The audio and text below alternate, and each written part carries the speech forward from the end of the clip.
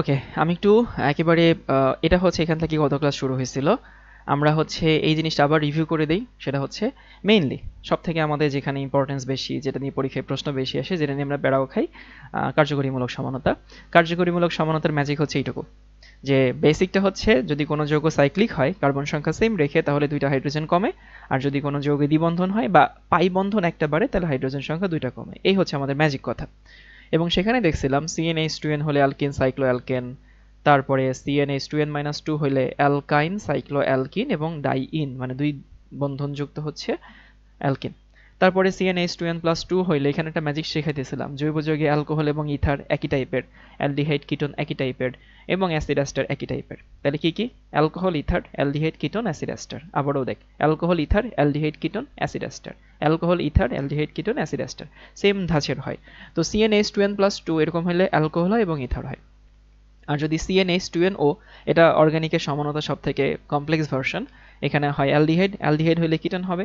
ওকে, দুইটা হাইড্রোজেন যেহেতু কমে গেছে তাহলে ওইখানে অ্যালকোহল হইতো, এখানে সাইক্লিক অ্যালকোহল অথবা দ্বিবন্ধনযুক্ত অ্যালকোহল। ওইখানে ইথার হইতো, এখানে সাইক্লিক ইথার অথবা দ্বিবন্ধনযুক্ত ইথার। সো একটা হোমওয়ার্ক দিছিলাম, ঐচ্ছিক হোমওয়ার্ক, যে করছিস ভালো। আমি সর্বোচ্চ 23টা পর্যন্ত পাইছি, আমাকে 23টা পর্যন্ত কে জানি পাঠাইছে। 23-এর বেশি কি কেউ দিছে? সম্ভবত না। বাট এখানে মোটামুটি আমি কখনো করে দেখি না এখানে কতগুলো হয়, আমার জীবনে এত সময় নাই যে এই এখন করে বেড়াবো। এটা এমনি ফান, যদি কারো মন চাই করবি, যদি কারো মন না চাই করার দরকার নেই। তো এখানে কতগুলো হয় বলছিলাম, অ্যাটলিস্ট 15টা বের করতে।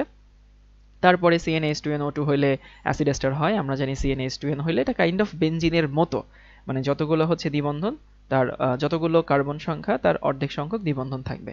এরপরে হচ্ছে আমরা গেলাম টটোমেরিজম। টটোমেরিজম বলছিলাম নর্মাল কার্যকরীমূলক সমানতার সাথে টটোমেরিজমের ডিফারেন্স হচ্ছে টটোমেরিজম একসাথে কোএক্সিস্ট করে। মানে একই দ্রবণে তুই যদি অ্যালকোহলীয় মিডিয়া নিস আর সেখানে যদি কিটোন থাকে সেখানে অটোমেটিক্যালি ইথিনল থাকে, এবং এই দুইটা কাঠামো পরস্পরের সাথে সাম্য অবস্থায় থাকে। এই জন্য এটাকে বলা হয় গতিশীল সমানতা, এটাকে বলা হয় স্পেশাল টাইপ অফ কার্যকরীমূলক সমানতা। নর্মাল কার্যকরীমূলক সমানতা এবং টটোমেরিজমের পার্থক্য হচ্ছে নর্মাল কার্যকরীমূলক সমানতার ক্ষেত্রে আমরা জাস্ট পসিবিলিটি দেখাই যে এইটা এটা এটা এটা হইতে পারে, তার মানে এই না যে ওরা এটা একসাথে কোএক্সিস্ট করে। ইভেন এমনও হয় যে আমরা নর্মাল সমানতার মধ্যে এমন এমন যৌগ হয়তো দেখাইছি যে যৌগ হয়তো দুনিয়া এক্সিস্ট করে না, হয়তো বা করে না, হু নোজ, আমি জানি না, আমি কি দেখি নাই তো কোন যৌগ এক্সিস্ট করে কোন যৌগ করে না। কিন্তু টটোমেরিজমে it has to be existed, তোকে এক্সিস্টিং যৌগ দিয়ে দেখাতে হবে এবং একসাথে সাম্য অবস্থায় থাকে। টটোমেরিজমের আরো অনেক উদাহরণ আছে, এই উদাহরণগুলো আমি তোদেরকে দেখাবো অর্গানিক বেসিক নামে একটা ক্লাস নিব তারপরে। সো বলছিলাম 1 বা 2টা পেজ ফাঁকা রেখে দিতে, ঠিক আছে? তারপরে হচ্ছে আমরা এরপরে আসলাম হচ্ছে এখানে আইসোনিও আমি দেখাবো ইনশাল্লাহ। সবাই লিখে নে, স্টেরিও আইসোমার বা ত্রিমাত্রিক সমানতা।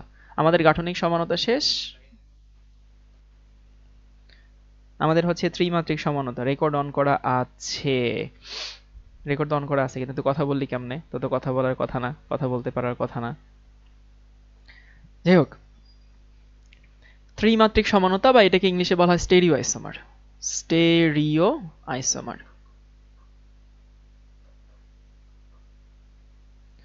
স্টেরিও আইসোমার বা ত্রিমাত্রিক সমানতা। যদি সমানতা ডেফিনেশন বলি ভাই, দিন শেষে কথা একটাই, কি হবে? ধর্ম ভিন্ন হবে। এখন যদি গঠনের মেইন চেইনে কার্বন সংখ্যার ভিন্নতা হইতো তাহলে বলতাম চেইন সমানতা। অবস্থান ভিন্নতার জন্য ধর্ম ভিন্ন হইলে বলতাম হচ্ছে অবস্থান সমানতা। কার্যকরীমূলক ভিন্ন হওয়ার জন্য ধর্ম ভিন্ন হইলে বলতাম হচ্ছে কার্যকরীমূলক সমানতা। এই যে নানান যে নামে ডাকতাম, এইখানেও ভাই ধর্ম ভিন্ন হবে। ধর্ম ভিন্ন কেন হবে? 3D স্ট্রাকচার পার্থক্যের জন্য ধর্ম ভিন্ন হয়। এবং এটার যে বইয়ের যে খ্যাত ডেফিনেশন, সেই খ্যাত ডেফিনেশন আছে এরকম: আণবিক সংকেত সেম, আণবিক সংকেতও সেম, গাঠনিক সংকেতও সেম, কিন্তু ত্রিমাত্রিক দিকবিন্যাস যদি ভিন্ন হয় তাহলে একাধিক যৌগকে আমরা স্টেরিও আইসোমার বলি বা গাঠনিক সমাণু বলি। আমি একটু আগে বইয়ের ডেফিনেশনের সাথে আমার ডেফিনেশনটা মিলাই দিই। মেইন ডেফিনেশন, আমার ডেফিনেশন না আর কি, মেইন ডেফিনেশন আছে এটা, যে 3D গঠন বা 3D স্ট্রাকচার ভিন্নতার জন্য ধর্ম ভিন্ন হবে।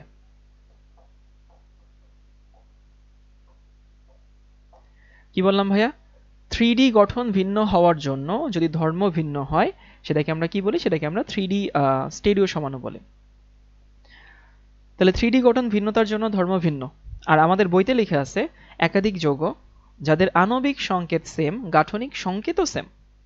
গাঠনিক সংকেত মনে আছে, ধর আমরা যদি অ্যালকিন লিখি, কেউ যদি হচ্ছে একটা তোকে উদাহরণ দেই, এভাবে যদি অ্যালকিন লিখে আর কেউ যদি এভাবে অ্যালকিন লিখে, আমরা যখন 2D গঠন চিন্তা করি এটার নামও কিন্তু বিউটিন 2, এটার নামও কিন্তু বিউটিন 2, কিন্তু 3D গঠন চিন্তা করলে কিন্তু এই দুটো সেম জিনিস না, বুঝছিস? সো আমরা নর্মালি যেভাবে চিন্তা করি, নর্মালি 3D তো নর্মালি আমরা চিন্তা করি না, কারণ আমরা জৈব যৌগ আঁকি কোথায়? 2D সারফেসে।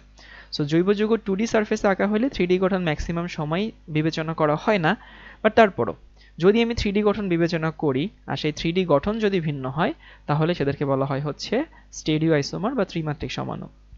সো বইয়ের ডেফিনেশন হচ্ছে আণবিক ও গাঠনিক সংকেত সেম কিন্তু ত্রিমাত্রিক দিকবিন্যাস ভিন্ন, তাদেরকে 3D আইসোমার বলা হয় বা স্টেরিও আইসোমার বলা হয়। আর ওই কথাটাকেই আসলে অরিজিনালি বলা হয় যে 3D গঠন ভিন্নতার জন্য ধর্ম ভিন্ন হয়। আশা করি সবাই ডেফিনেশনটা বুঝতে পারছি। এখন স্টেরিও আইসোমার দুই রকম হয়, কি কি? একটা হচ্ছে জিওমেট্রিক বা জ্যামিতিক, আরেকটা হচ্ছে অপটিক্যাল।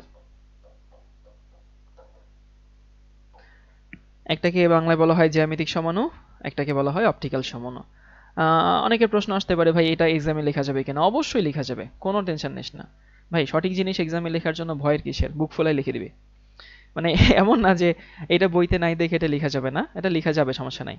সো জিওমেট্রিক আর হচ্ছে, হ্যাঁ জিওমেট্রিক, METRIC, আর হচ্ছে অপটিক্যাল। আমরা এখন দেখবো হচ্ছে জ্যামিতিক সমাণু।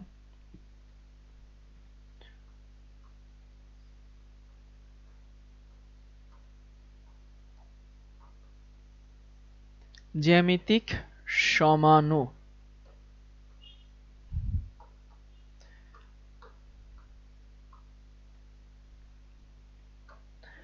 এইখানে আরো বেশি জিনিসপত্র ফিল করতে হয়, আরো বেশি মনে মনে ভিজুয়ালাইজ করতে হয়। তো আমি কয়েকটা যৌগ এখানে আঁকি, একে তারপরে হচ্ছে একটু বুঝাই দিচ্ছি। এখানে দুটো যৌগ আঁকি, এই একটা কার্বন কার্বন দ্বিবন্ধন আছে, এই একটা। ধর এখানে আছে হচ্ছে ক্লোরিন, এখানে আছে হচ্ছে হাইড্রোজেন, আর এখানে আছে হচ্ছে হাইড্রোজেন, এখানে আছে হচ্ছে ক্লোরিন। এই একটা যৌগ, আর এখানে ওরকম আরেকটা যৌগ, এখানে ক্লোরিন, এখানে হচ্ছে হাইড্রোজেন, এখানে হচ্ছে ক্লোরিন, আর এখানে হচ্ছে হাইড্রোজেন।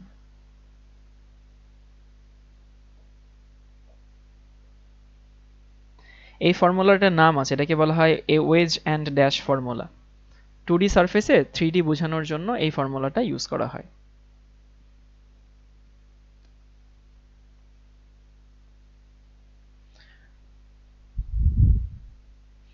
এটা মিন করে হচ্ছে যেগুলো আমি মোটা অক্ষরে দেখাইছি, মানে ওয়েজ বা এজ, এগুলো হচ্ছে মিন করে বোর্ড থেকে সামনের দিকে, আর যেগুলো ডট দিয়ে দেখাইছি সেগুলো মিন করে বোর্ড থেকে পেছনের দিকে। একটু যদি হচ্ছে একটু 3D গঠন কল্পনা করিস তাহলে বুঝতে পারবি এগুলো সামনে, এগুলো হচ্ছে পেছনে। আমি এরকম একটা যৌগ লিখলাম, আমি এখানে আরেকটা যৌগ লিখলাম এরকম, কার্বন, এখানে হচ্ছে কার্বন, এখানে হাইড্রোজেন, এখানে হাইড্রোজেন, এইখানে ফর্সে হচ্ছে আমি ক্লোরিন নিলাম, এইখানে ক্লোরিন নিলাম, এখানে নিলাম হচ্ছে মিথাইল CH3, এখানে নিলাম হচ্ছে মিথাইল। একটা যৌগ,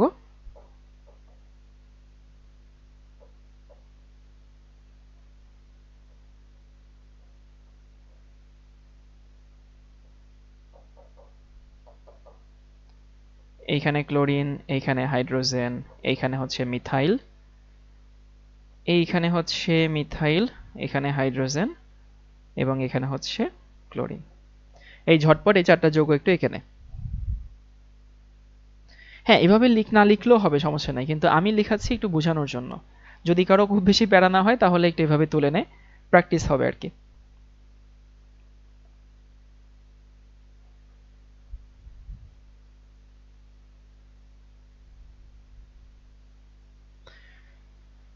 ওকে, আশা করি এইটুকু সবার লেখা হয়েছে। এখন আমি একটু এই যৌগটাকে একটু দেখাই। এই যৌগটা আমার কাছে আছে, মানে এই যৌগটার মডেলটা আমার কাছে আছে। দাঁড়া একটু বের করে দেখাচ্ছি। এই যে এটা হচ্ছে এই যৌগটা, এটা কোনটা? এটা হচ্ছে ধর এই যে এটা। এই সবাই কি দেখতে পাচ্ছিস যে এই যে আমার কাছে যে সবুজ রঙের যে রংটা আছে সেটা ইমাজিন কর ক্লোরিন হিসাবে, আর এই হচ্ছে কার্বন কার্বন, আর নিচে হচ্ছে হাইড্রোজেন। সো হুবহু ওই যে যৌগটা আছে সেই যৌগটাই আমার কাছে আছে। এখন দেখ, এখানে কিন্তু আবার আপেক্ষিক অবস্থান চিন্তা করতে হবে। আপেক্ষিক অবস্থান মানে হচ্ছে, আচ্ছা দেখ, অনেকে আবার এইখানে ফিল করতে পারে না। এই যে আমি যে হাতে যে যৌগটা নিছি, এই যৌগটা অনেকে মনে করতে পারে ভাই উপরে আছে হচ্ছে ক্লোরিন আর নিচে আছে হচ্ছে ক্লোরিন। ওকে, ভালো কথা। আমি এই যৌগটাকে এরকম এরকম করে দিলাম। এখন ক্লোরিন কি উপরে আছে নাকি ক্লোরিন হচ্ছে সোজাসুজি আছে? ক্লোরিন কিন্তু সোজাসুজি আছে। এখন বলো তো যৌগ কি পরিবর্তন হইলো? মানে জাস্ট যৌগকে তুই আগে এইভাবে দেখতি, কিন্তু এখন যৌগকে এভাবে দেখতেছিস। যৌগ কিন্তু পরিবর্তন হয় না। মানে আমি যেটা বোঝানোর চেষ্টা করতেছি সেটা হইতেছে যে আপেক্ষিক অবস্থান চিন্তা করতে হয়। এ সাপেক্ষে কোথায় আছে, এ সাপেক্ষে কোথায় আছে। মানে তোকে কিন্তু আসলে ওই যে নর্মালি কি হয়, আম, আমরা নর্মালি হচ্ছে চিন্তা করি যে এখানে ক্লোরিন উপরে আছে, এই যে এখানে ক্লোরিন সাইডে আছে। সো উপরে আছে না সাইডে আছে এটা দিয়ে কিন্তু যৌগের ধর্ম নির্ধারিত হয় না। যৌগের ধর্ম নির্ধারিত হয় আপেক্ষিক অবস্থানে। আপেক্ষিক অবস্থান মানে কি? দেখ, এই হাইড্রোজেনের সাপেক্ষে এই হাইড্রোজেনটা উল্টা দিকে আছে, এই মানে ক্লোরিনের সাপেক্ষে এই ক্লোরিনটা উল্টা দিকে আছে। আমি কি এটা বুঝাইতে পারলাম যে ওই সিম্পল ভাবে ভাইয়া ওইখানে উপরে ছিল, ওইখানে নিচে ছিল, মানে এই যৌগটা এইভাবে থাকলেও যে ধর্ম দেখায়, এইভাবে থাকলেও সেই ধর্ম দেখায়, এইভাবে থাকলেও সেই ধর্ম দেখায়, চিটপটাং দিয়ে পড়ে গেলেও সেই ধর্ম দেখায়। যৌগের ধর্মের কিন্তু কোনো পরিবর্তন হয় না। ঠিক আছে?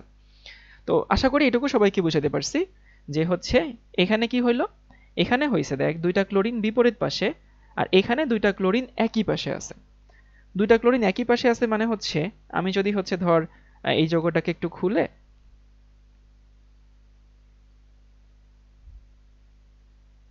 আমি দুইটা ক্লোরিনকে একই পাশে নিলাম, একই পাশে নিলাম মানে এটা এরকম যৌগ হলো, এই যে এটা। এবার এটা একটু বোঝার চেষ্টা করিস কিনা, তোর কাছে মনে হইতেছে এখানে দুইটা ক্লোরিন একই পাশে, দুইটা ক্লোরিন উপরে, কিন্তু আমি যদি এই যৌগটাকে ঘোরায় লিখি, তাহলে এই যৌগ দুইটা যৌগ নিচে হয়ে গেল। এই যৌগের ধর্ম কি পরিবর্তন হয়েছে? যৌগ কি পরিবর্তন হয়েছে? আশা করি যৌগ পরিবর্তন হয় নাই। মানে আমি এটা বোঝানোর চেষ্টা করতেছি, খবরদার ভাই এভাবে চিন্তা করবি না যে ভাইয়া উপরে ছিল এখন নিচে গেছে। উপরে ছিল নিচে ছিল এটা ম্যাটার করে না, ম্যাটার করে আপেক্ষিক অবস্থান। মানে এর সাপেক্ষে কি একই পাশে আছে নাকি এর সাপেক্ষে এটা ভিন্ন বিপরীত পাশে আছে। আমি কি সিম্পল জিনিসটা বুঝাতে পারছি? যে তুই সামনে দিয়ে দেখলে একরকমের হবে, তুই পেছন থেকে দেখলে অন্যরকম হবে, তুই উপর থেকে দেখলে একরকম হবে, তুই নিচ থেকে দেখলে একরকম হবে, কিন্তু ওইটা ম্যাটার করে না। ম্যাটার করে হচ্ছে আপেক্ষিক অবস্থান, মানে একটা সাপেক্ষে আরেকটা অবস্থান। এখন যেখানে আসি দেখ, এইখানে এই ক্লোরিনটা এখানে আছে, উপরে আছে, এখানে দুইটা ক্লোরিন উপরে আছে, আর এখানে ক্লোরিনগুলো বিপরীত পাশে আছে। ওকে, ঠিক আছে। এখন বিপরীত পাশে থাকলে তোর কাছে মনে হয় যে এখানে দুইটা ভিন্ন যৌগ নেচারে এক্সিস্ট করে। এখন আমি চিন্তা কর যে এই যৌগ থেকে নিচের যৌগটা বানাবো। চিন্তা কর যে এইটা থেকে হয় এইটা বানাবো, না হয় এটা থেকে এটা বানাবো। তাহলে তোকে কি কাজটা করতে হবে? একটা কার্বন স্থির রেখে, খেয়াল করে, একটা কার্বন স্থির রেখে আরেকটা কার্বন কি মোড়াইতে হবে না? কিন্তু এখানে কি মোড়ানো যাচ্ছে নাকি মোড়ানো যাচ্ছে না? কি মনে হয়? মোড়ানো যাচ্ছে। দেখ, আমি কিন্তু আসলে চেষ্টা করতেছি, হয়তো তোরা দেখছিস না, কিন্তু আমি আসলেই হচ্ছে যে এখানে মোড়ানোর চেষ্টা করতেছি। মোড়ানো কিন্তু যাচ্ছে না। মোড়ানো যাচ্ছে না মানে কি, এই যৌগের একটা আলাদা সত্তা আছে, এই যৌগের একটা আলাদা সত্তা আছে। মানে ওর একটা আলাদা অস্তিত্ব নেচারে থাকে, ওর একটা আলাদা অস্তিত্ব নেচারে থাকে, এবং এই দুইটার ধর্ম জীবনেও সেম না। ধর্ম যে ভিন্ন হয় এটা আমরা একটু পরে দেখব।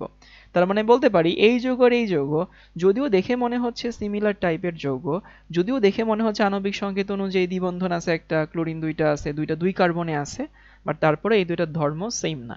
যদি এই দুইটার ধর্ম সেম না হয় তাহলে আমি বলতে পারি, বলতে ভাই এইটা আর এইটা কি একই যৌগ নাকি এরা সমানু হবে? গুড, এরা কিন্তু একই যৌগ না, এরা কিন্তু সমানু। এইবার আমরা এখানে আসি। তোর কাছে মনে হইতে পারে ভাইয়া ওরা যদি সমানু হয় তাহলে এরাও সমানু হবে। কারণ কি, এই যে এখানে কি হয়েছে, এখানে দুইটা ক্লোরিন তো একই পাশে আছে, তাই না? এই যে দুইটা ক্লোরিন কিন্তু একই পাশে আছে, আর এখানে সেই দুইটা ক্লোরিন কোন পাশে আছে? সেই দুইটা ক্লোরিন বিপরীত পাশে আছে। তাহলে এরাও তো বোধহয় সমান হবে। এবং তোর কথাকে আমি রেসপেক্ট করি যে তোর এখানে অবশ্যই একটা যুক্তি আছে। ওইখানে ভাই একই পাশে থাকলে একটা যৌগ, ভিন্ন পাশে থাকলে আরেকটা যৌগ। সো ওইটা আসলে সমানু নাকি সমানু না সেটা বোঝানোর জন্য আমি আরেকটা জিনিস দেখাচ্ছি। আমি এখানে এই যৌগের আদলে আরেকটা যৌগ নিব আর কি। একক বন্ধনটা একটু দেই।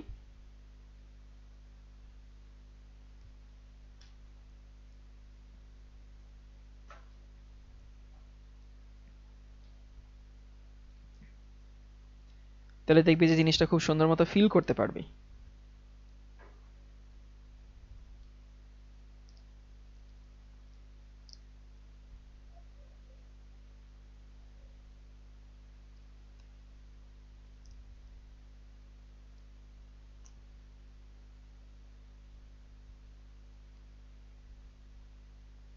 এই যে এইখানে আমি আসলে এই যৌগটাই আঁকছি। কোন যৌগটা? এখানে হচ্ছে এটা।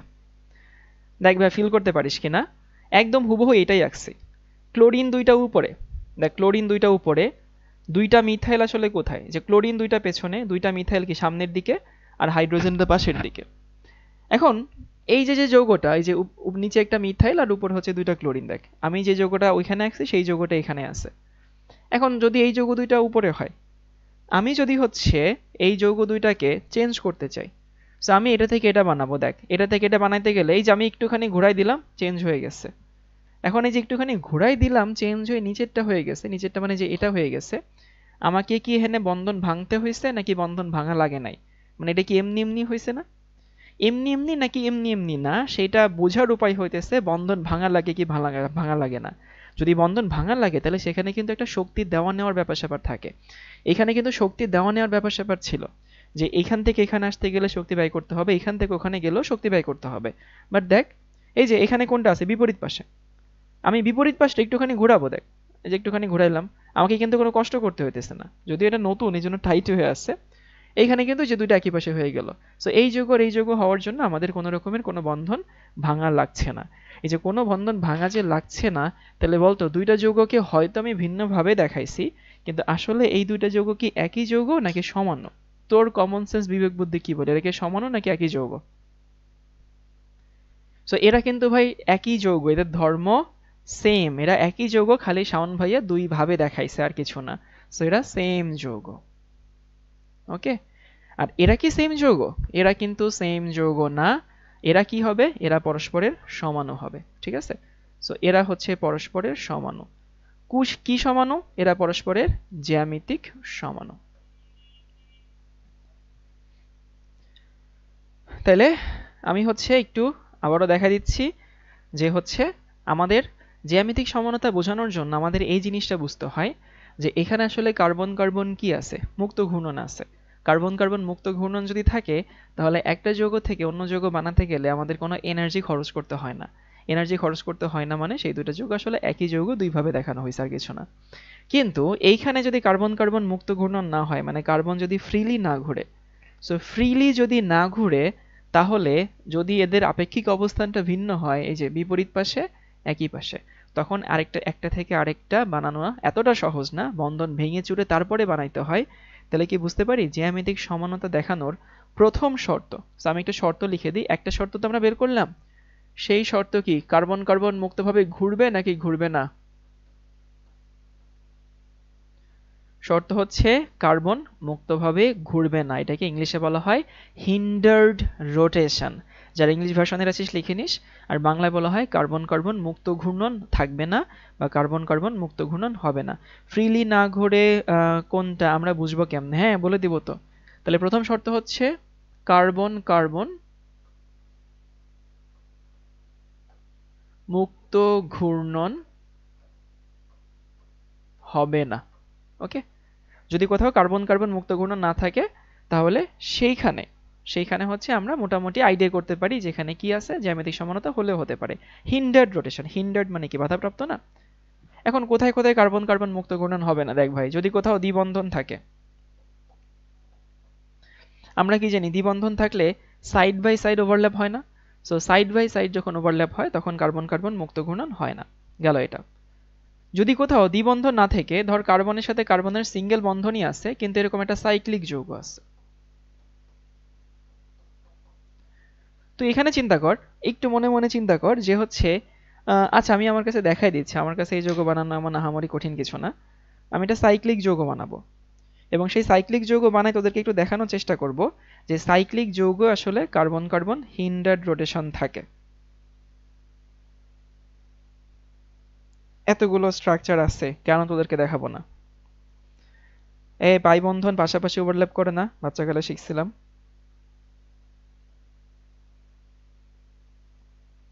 এই সবাই কি দেখতে পাচ্ছি? এই যে আমার কাছে একটা সাইক্লিক যৌগ দেখতে পাচ্ছি তো। এখন দেখ এই যে সাইক্লিক যৌগে আমার কাছে যে এখানে যে দুইটা কার্বনকে আমি হাত দিয়ে ধরে রাখতেছি, মানে যে দুইটা কার্বনকে আমি হাত দিয়ে ধরে রাখছি, সেই দুইটা কার্বনের দুইটা হাইড্রোজেন একই পাশে আর দুইটা ক্লোরিন একই পাশে আছে। এবার আমি এটা মোড়ানোর চেষ্টা করতেছি, এই ঘুরতেছে, খেয়াল করিস আমি কিন্তু আসলে চেষ্টা করতেছি, হয়তো তোরা এফোর্টটা বুঝতেছিস না, কিন্তু আমি কিন্তু চেষ্টা করতেছি, কিন্তু এটা কিন্তু ঘুরতেছে না। তার মানে যদি কোথাও হচ্ছে সাইড থাকে, সাইক্লিক বন্ধন থাকে, তাহলে সেখানেও কি থাকে, কার্বন কার্বন মুক্ত ঘূর্ণন হয় না। তাহলে কার্বন কার্বন মুক্ত ঘূর্ণন হয় না কোথায়, কার্বন কার্বন দ্বিবন্ধন থাকলে। যদি কার্বনের সাইক্লিক যৌগ থাকে সেখানেও মুক্ত ঘূর্ণন হয় না। আরও আছে, যদি আরও ইলাবোরেটলি দেখতে চাস, যদি কোথাও নাইট্রোজেন নাইট্রোজেন হচ্ছে দ্বিবন্ধন থাকে, তাহলে সেখানেও মুক্ত ঘূর্ণন হয় না। দ্বিবন্ধন মানে হচ্ছে পাই বন্ধন আছে, পাই বন্ধন মানে পাশাপাশি ওভারল্যাপ আছে, পাশাপাশি ওভারল্যাপ থাকলে সেখানে হচ্ছে মুক্ত ঘূর্ণন হয় না। যদি কোথাও কার্বন নাইট্রোজেন দ্বিবন্ধন থাকে সেখানেও মুক্ত ঘূর্ণন হয় না। তাহলে এই সকল জায়গায় আমাদের কি বন্ধন হতে পারে, স্টেরিও আইসোমার হতে পারে।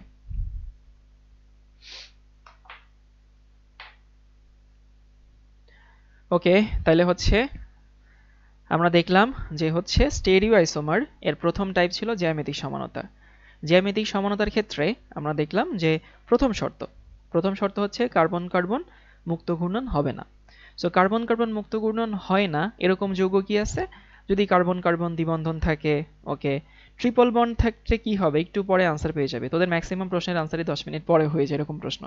সো হচ্ছে এইখানে দ্বিবন্ধন থাকলে হবে, এখানে হচ্ছে সাইক্লিক থাকলে হবে, দ্বিবন্ধন থাকলে হবে, এখানে দ্বিবন্ধন থাকলে হবে। এখন এইটাই না একমাত্র শর্ত না, আরো শর্ত আছে। আরো শর্ত মানে হচ্ছে কি, একটু দেখাই দিই। সো আশা করি প্রথম শর্ত নিয়ে বুঝতে পারছি, জ্যামিতিক সমানতার প্রথম শর্ত কার্বন কার্বন মুক্ত ঘূর্ণন হবে না। সো এইগুলো হলে জ্যামিতিক সমানতা হলেও হতে পারে, বাট এটা জ্যামিতিক সমানতার শেষ শর্ত না, আরো শর্ত আছে, সেগুলো একটু দেখাই দিই। ধর আমি আরেকটা যৌগ আঁকলাম আগের মতো, এখানে কার্বন আছে,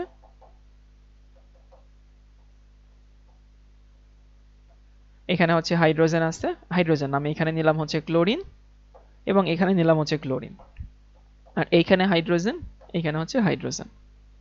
ওকে, এবার আমি একটু দেখাবো তোদেরকে যে এইটা কি জ্যামিতিক সমানতা দেখাবে নাকি দেখাবে না, এবং আমি একটু প্র্যাকটিক্যালি দেখাই। প্র্যাকটিক্যালি মানে হচ্ছে আমার কাছে এখানে যেহেতু আছে আমি দেখাই দিচ্ছি, তোরা ভালো মতো ফিল করতে পারবি। এই যে আমার কাছে দ্বিবন্ধন আছে, দেখ দ্বিবন্ধন আছে মানে কি এখানে কার্বন কার্বন মুক্ত ঘূর্ণন কিন্তু হইতেছে না। ওকে, কিন্তু আমি কি করলাম, হাইড্রোজেন দুইটাকে এক কার্বনে নিলাম, এই যে এখানে যেটা করছি, হাইড্রোজেন দুইটাকে এক কার্বনে নিছি, ক্লোরিন দুইটাকে এক কার্বনে নিছি। ওকে, ভালো কথা। এখন দেখ ভাই, এই যৌগটার ক্ষেত্রে যে কার্বন কার্বন মুক্ত ঘূর্ণন যে হচ্ছে নাকি হচ্ছে না, ধর মুক্ত ঘূর্ণন হইল, ধরলাম হইল, হইলে কি সেই যৌগ পরিবর্তন হচ্ছে নাকি একই যৌগ থাকছে? তোর কমন সেন্স কি বলে? যদি আমি এটাকে ঘোরাই, ধরলাম এক ঘর ঘুরাইলাম, তাতে করে কি হচ্ছে, একটা হাইড্রোজেন একটা ক্লোরিন একই সাইডে, যদি ঘুরাইতে পারতাম তাতেও করে কি একটা হাইড্রোজেন একটা ক্লোরিন একই পাশে। তার মানে এইখানে আমি এই যৌগকে যতই ঘুরাই না কেন, মানে এই যৌগকে যতই ঘুরাই না কেন, এখানে কিন্তু নতুন সমাণু তৈরি হচ্ছে না, ওই একই যৌগ থাকছে। সো কার্বন কার্বন মুক্ত ঘূর্ণন হওয়ার পরেও যদি একই কার্বনে, এই একই কার্বনে সেম জিনিস থাকে, একই কার্বন মানে কি, যে দুইটা কার্বনকে তুই মুক্ত ঘূর্ণন। এবার অনেকের মনে প্রশ্ন আসতে পারে যে হচ্ছে ভাইয়া, যে হচ্ছে আমি যদি এই ক্লোরিনটাকে এই কার্বনে নিয়ে যাই, দেখ এই ক্লোরিনটাকে যদি আমি এই কার্বনে নিয়ে যাই, তাইলে কি সমাণু হবে না? হ্যাঁ, তাইলে সমাণু হবে, কিন্তু আমরা তো ওই সমানতা নিয়ে এখন কথা বলছি না, আমরা কথা বলছি জ্যামিতিক সমানতা। জ্যামিতিক সমানতা সবসময় হচ্ছে ত্রিমাত্রিক গঠন নিয়ে চিন্তা করে। ত্রিমাত্রিক গঠন মানে হচ্ছে দ্বিমাত্রিক সবকিছু সেম থাকবে, ত্রিমাত্রিকটা ভিন্ন হবে। সো আমি যদি এটাকে এই সাইডে নিয়ে যাই, তাইলে অবশ্যই নতুন যৌগ তৈরি হবে, কিন্তু সেখানে তো দ্বিমাত্রিক গঠনটাই ভিন্ন হয়ে যাচ্ছে। সো ওইটা তো আর ত্রিমাত্রিক সমানতার মধ্যেই পড়তেছে না। এই যে প্রোটন বলতেছে আমার এই প্রশ্নটা ছিল, হ্যাঁ প্রশ্নের উত্তর কি পেয়ে গেছি? আবারও বলতেছি যে এইখানে আমার যে দুইটা যৌগ আছে, ভালো কথা, এই যৌগটাকে আমি যদি এই ক্লোরিনটাকে এই সাইডে নিয়ে যাই, তাহলে অবশ্যই সমাণু তৈরি হবে, কিন্তু সেই সমাণু তো দ্বিমাত্রিক গঠনের সমাণু হয়ে যায়, সেখানে তো ত্রিমাত্রিক, মানে ওই সমানতা বিচার করার জন্য বা ওই সমানতা বের করার জন্য আমার তো 3D স্ট্রাকচার বিবেচনাই করা লাগে না। কেন করা লাগে না? কারণ এখানে একই কার্বনে দুইটা ক্লোরিন, এখানে একই কার্বনে দুইটা হাইড্রোজেন, তখন এক কার্বনে ক্লোরিন এক কার্বনে হাইড্রোজেন হয়ে যায়। সো তখন ওটা ত্রিমাত্রিক সমানতার মধ্যেই পড়ে না। আশা করি এটুকু বুঝতে পারছি। এবার প্রশ্ন আসে যে এইটার কেন হচ্ছে জ্যামিতিক সমানতা নাই? এটা জ্যামিতিক সমানতা নাই যে ঠিক আছে ভাইয়া, এখানে হচ্ছে কার্বন কার্বন মুক্ত ঘূর্ণন বন্ধ হয়েছে, হ্যাঁ আমিও স্বীকার করছি এখানে কার্বন কার্বন মুক্ত ঘূর্ণন বন্ধ হয়েছে, বাট এই যৌগটাকে তুই যদি 3D ভাবে চিন্তা করিস, ভাই এখানে ঘুরতেছে না, ভালো কথা। সো ঘুরতেছে না মানে কি, আমরা সমানতা কখন বলি, যখন সেই যৌগের একাধিক সত্তা বিরাজ করে। 3D স্ট্রাকচার চিন্তা করলে একাধিক সত্তা যার বিচার করে। এখন এর কোনো একাধিক সত্তা নাই। কেন সত্তা নাই? একে তো ঘুর না। ওকে, ঠিক আছে। তারপরে কি যে এইখানে আর এখানে কি আছে? এইখানে আর এখানে তো একই জিনিস আছে, তাই না? মানে নেচারে যদি এরকম একটা যৌগ থাকে, ধর নেচারে এরকম একটা যৌগ আছে যে আমি কিন্তু তোদের সামনেই করতেছি। নেচারে আরেকটা যৌগ আছে যেটার এরকম বিপরীত। বিপরীত মানে হচ্ছে আমি দেখ নিচেরটাকে উপরে ঢুকাইছি আর উপরেরটাকে নিচে অ্যাড করলাম। ওকে, ধর তাহলে কি আমার কোনো যৌগ পরিবর্তন হলো নাকি একই যৌগ থাকলো? একই যৌগ থাকলো না। সো এই জন্য আসলে আমাদেরকে যে দুইটা কার্বন কি আমি ওদের যে রোটেশনটা নিয়ে চিন্তা করছি, সেই দুইটা কার্বনে যদি একই যৌগ থাকে তাহলে তারও কোনো জ্যামিতিক সমানতা নাই। তাহলে জ্যামিতিক সমানতা দেখানোর শর্ত হচ্ছে আসলে দুইটা। কি শর্ত? 1 নম্বর শর্ত, কার্বন কার্বন মুক্ত ঘূর্ণন থাকবে না, প্রথম শর্ত। 2 নম্বর শর্ত, মুক্ত ঘূর্ণন থাকলেও এই যে একটা কার্বনে যে দুইটা হাত ফাঁকা আছে, সেই দুইটা হাতে কি থাকা লাগবে? ভিন্ন জিনিস থাকা লাগবে।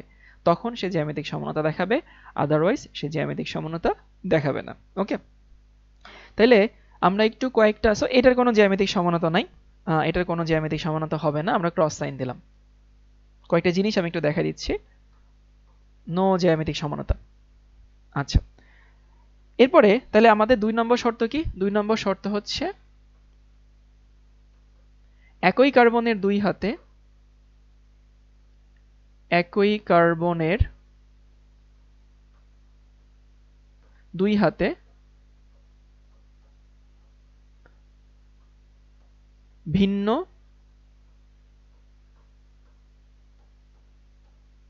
পরমাণু মানে অ্যাটম অথবা মূলক থাকতে হবে। মূলক মানে হচ্ছে গ্রুপ, মূলক থাকতে হবে।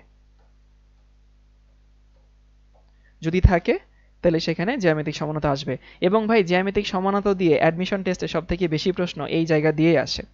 সো আমি কয়েকটা শর্ত দেখি বলি, তোরা ফিল করতে পারিস কিনা এখানে জ্যামিতিক সমানতা হয় নাকি হয় না। সো এটা আমরা বলতে পারি এখানে কোনো জ্যামিতিক সমানতা হবে না, নো জ্যামিতিক সমানতা।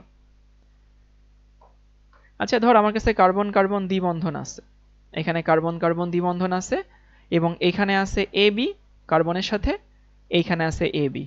কাঁচা বাচ্চারা বলতো ভাইয়া এখানে কি জ্যামিতিক সমানতা হবে নাকি হবে না? এইখানে অবশ্যই জ্যামিতিক সমানতা হবে এবং অ্যাডমিশনের সিম্বলগুলো কিন্তু এভাবে দেওয়া থাকে। আমার কাছে কার্বন কার্বন মুক্ত ঘূর্ণন বন্ধ আছে এবং একই কার্বনের দুই হাতে ভিন্ন জিনিস আছে, একটা A একটা B, তার মানে জ্যামিতিক সমানতা হবে। আচ্ছা, কার্বন কার্বন দ্বিবন্ধন আছে, এইখানে A আছে, এইখানে B আর D ধরলাম হচ্ছে BB আছে। এটা কি জ্যামিতিক সমানতা দেখাবে?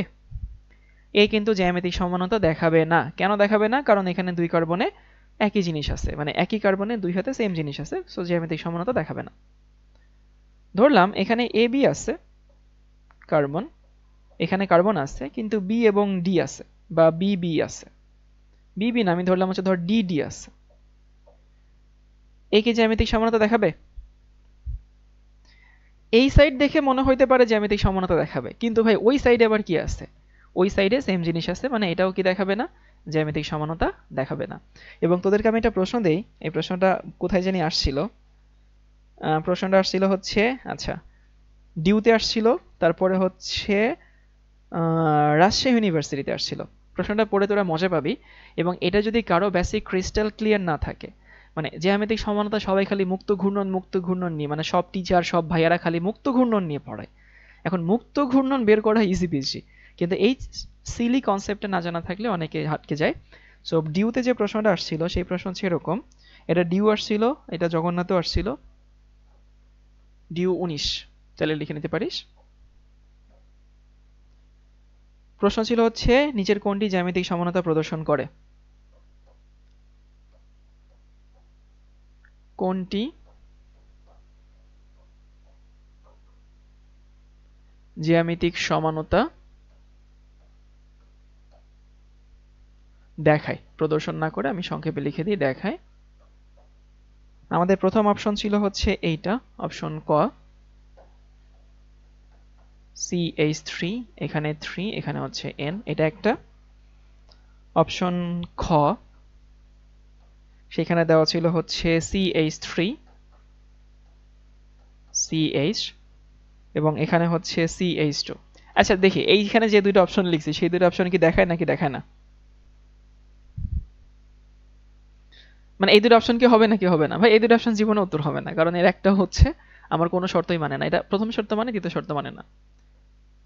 অপশন গ, অপশন গতে হচ্ছে এইটা CH3 এখানে হচ্ছে NH, আর অপশন ঘতে দেওয়া আছে হচ্ছে CH3H CH3 এখানে CH, তারপরে এখানে হচ্ছে CH CH3। সবাই একটু বুঝে শুনে আনসার দিস, কোনটা আনসার হবে? গুড, মাশাআল্লাহ। এবার তোদের কাছে ইজি পিজি হয়ে যাবে, ডি হচ্ছে আমাদের আনসার। কেন ডি আনসার? এই দুটো কার্বনের মধ্যে মুক্ত ঘূর্ণন নাই, ওকে ভালো কথা, এবং ওই দুটো কার্বনের মধ্যে তোর হচ্ছে ভিন্ন জিনিস আছে, একটা হাইড্রোজেন একটা মিথাইল, এখানে একটা হাইড্রোজেন একটা মিথাইল, তার মানে এইটা আমাদের জ্যামিতিক সমানতা দেখায় না। এটা ডিউ 19-এ আসছিল, এবং এই প্রশ্ন তোদের কাছে এখন অনেক ইজি মনে হচ্ছে কারণ আমি অনেকক্ষণ পড়ানোর পরে তারপরে দিচ্ছি, বাট হুট করে জানা না থাকলে, বেসিক ক্লিয়ার না থাকলে, কনসেপ্ট ক্লিয়ার না থাকলে এইটা পারা অনেক কঠিন। আর মনে রাখবি শর্টকাট ভাইয়া কোথাও না কোথাও গিয়ে তুই আটকে যাবি। আমি আমার পার্সোনাল লাইফে শর্টকাটকে বিশ্বাস করি না। আমি মনে করি শর্টকাট হয়তো সাময়িক মানে সমাধান দেয়, শর্টকাট হয়তো সাময়িকভাবে তোকে পার পাওয়াই দিবে, কিন্তু ultimately in the long run shortcut কোথাও না কোথাও আটকে যাবি, শর্টকাটের সবসময় একটা লিমিটেশন থাকে। আরও একটা মজার প্রশ্ন আছে, সেই প্রশ্ন হচ্ছে আমরা একটু দেখি। মাহিন মুক্ত ঘূর্ণনটা আবার বলবেন? মাহিন আমি নিশ্চিত তুই ভাই পরে জয়েন করছিস, একটু রেকর্ডটা দেখে নিস। Every shortcut has some limitation. হ্যাঁ, মুক্ত ঘূর্ণন নিয়ে তো অনেকক্ষণ ধরে কথা বলছি, একটু রেকর্ডটা দেখে নিলে ক্লিয়ার হয়ে যাবে। এটা আসছিল হচ্ছে রাজশাহী ইউনিভার্সিটি 18-19, কিন্তু আবার রাজশাহী ইউনিভার্সিটিতে আসছে আর আগেরটা ডিউতে আসছে, মানে ডিউটা বেশি কঠিন হবে, রাজশাহী ইউনিভার্সিটিটা সহজ হবে এটা মনে করার কোনো কারণ নাই, বরং রাজশাহী ইউনিভার্সিটিতে যেটা আসছিল সেটা কম্পারেটিভলি কঠিন।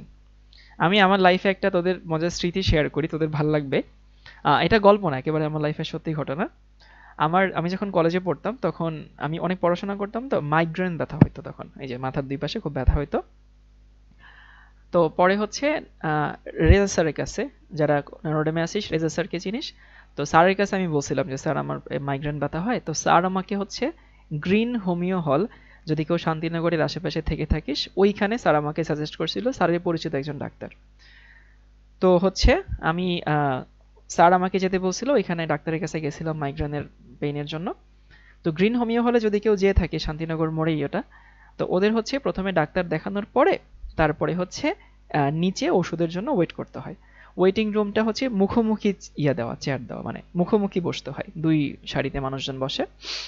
এখন আমার এই মেডিকেশনটা শুরু হয়েছিল আমার এইচএসসি পরীক্ষার আগে থেকে। সো আমি কিছুদিন পর পরই হচ্ছে ডাক্তার আমাকে যেদিন যেতে বলতো আমি সেখানে গিয়ে ওষুধ নিয়ে আসতাম, হোমিওপ্যাথিক ওষুধ।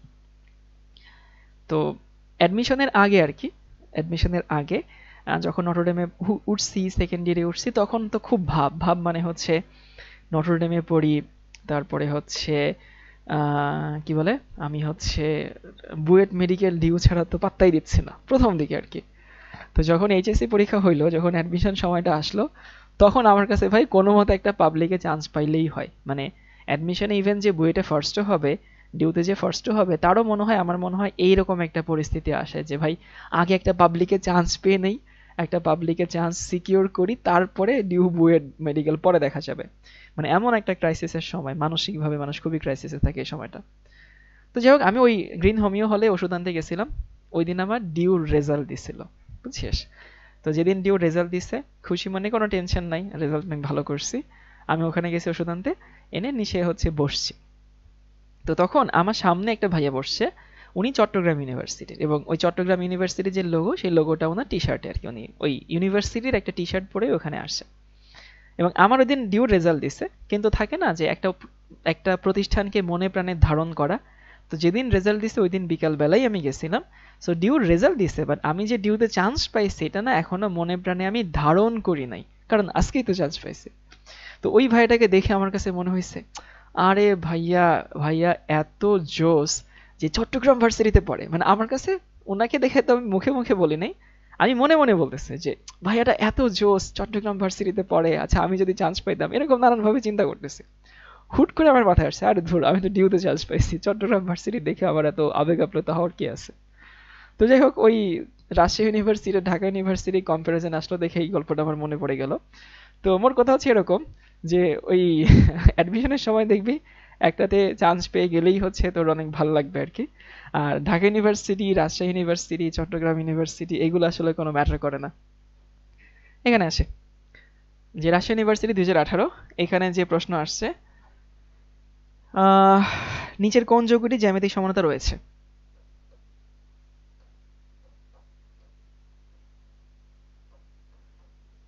কোন যৌগটির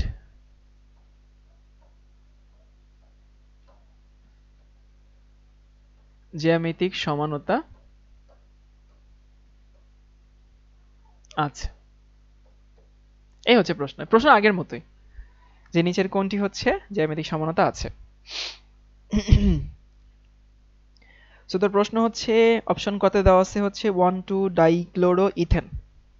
option A 1,2 CHLORO dichloro ethane. মানে ভাই ওইখানে তোকে তো সহজ করে দেওয়া ছিল, সহজ করে দেওয়া ছিল মানে যৌগগুলোর সংকেত দেওয়া ছিল, বাট এখানে এতটা সহজ করে দেওয়া নাই, এখানে যৌগের নাম দেওয়া আছে, তুই সংকেত বের করে নিতে হবে। বিতে বলে দেওয়া আছে হচ্ছে 1,2 ডাইক্লোরো ইথিন, 1,2 ডাইক্লোরো CHLORO, ইথেনের জায়গায় ইথিন, মানে ওইখানে ইথেন, এখানে হচ্ছে ইথিন। তারপর হচ্ছে অপশন সি তে দেওয়া আছে হচ্ছে 1,1 ডাইক্লোরো 1,1 CHLO ডাইক্লোরো ইথেন। আর ডিতে দেওয়া আছে হচ্ছে এটা 1,1 CHLORO ডাইক্লোরো ইথেন। এই চিন্তা ভাবনা কর, করে বল কোনটা উত্তর। একটা হচ্ছে 1,2 ডাইক্লোরো ইথেন, একটা হচ্ছে 1,2 ডাইক্লোরো ইথিন, একটা হচ্ছে 1,1 ডাইক্লোরো ইথেন, একটা হচ্ছে 1,1 ডাইক্লোরো ইথিন। আগে একটু আমরা দেখি কোনগুলো উত্তর না, মানে ওই যে মই মেথড, তোরা কি মই মেথড বুঝিস? মই মই মই মানে হচ্ছে মেথড অফ এলিমিনেশন, আমরা একটু এলিমিনেট করি যে কোনটা জীবনে উত্তর হবে না। যদি আমি মই মেথড বলি, সেখানে ডি জীবনেও উত্তর না। ডি কেন উত্তর না? কারণ 1,1 ডাইক্লোরো মানে এই যৌগটা আসলে এরকম, দুইটা কার্বন আছে এবং 1 নম্বর কার্বনে দুইটা ক্লোরিন আছে, এখানে ক্লোরিন আছে, এখানে ক্লোরিন আছে। এখন এগুলো উত্তর না কেন? কারণ ভাই এখানে একই কার্বনে দুইটা ক্লোরিন আছে, একই কার্বনে দুইটা ক্লোরিন থাকলে সেটা জীবনও কি হবে না, ওই যে কার্বনের দুই হাতে ভিন্ন জিনিস থাকা লাগবে। সো এই কার্বনের দুই হাতে ভিন্ন জিনিস থাকা লাগবে, এটা আমাদের আনসার না, এটাও তাহলে আমাদের আনসার না। আর এইটা আমাদের আনসার না কেন? কারণ এখানে কি আছে? ইথেন আছে। ওকে, আবারও বলছি, এখানে ইথেন আছে, ইথেন তো নাই, এখানে আছে কোথায়? এই যে 1,2 ডাইক্লোরো ইথেন, এই হচ্ছে আমাদের আনসার। এই বুঝিয়ে আছি সবাই? এবং এটা আসলে কোনটা? এই যে এই রাজশাহী ইউনিভার্সিটিতে যে ছিল সেটা আসলে এইটা, এই যেটা নিয়ে তোদেরকে এতক্ষণ ধরে কাহিনী করাইছিলাম, মানে এটা নিয়ে এতক্ষণ ধরে কাহিনী করাতেছিলাম না, ওই যৌগ দেখে। এবং এটা আসলে কে জানি জিজ্ঞেস করছিল এটা কোথায় পাইছি, এটা আসলে আমার কাছে ছিল, আমার কাছে আরমান শাফিন ভাই কয়েকটা গিফট করে গেছিল, বাট এটা মেইনলি শিখর, শিখর 2 বক্স সরাসরি চায়না থেকে আনাইছে।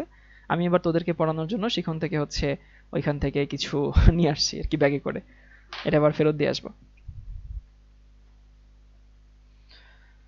তাহলে আমি হচ্ছে জ্যামিতিক সমানতা একটু সংক্ষেপে রিভিউ করি। আমরা স্টেরিও আইসোমার পড়ছিলাম। স্টেরিও আইসোমার মানে হচ্ছে 3D গঠন ভিন্ন হওয়ার জন্য যে সমানতা তৈরি হয়। স্টেরিও সমানতার প্রথমটা হচ্ছে কি? জ্যামিতিক সমানতা। জ্যামিতিক সমানতার দুইটা শর্ত আছে। প্রথম শর্ত, কার্বন কার্বন মুক্ত ঘূর্ণন হবে না।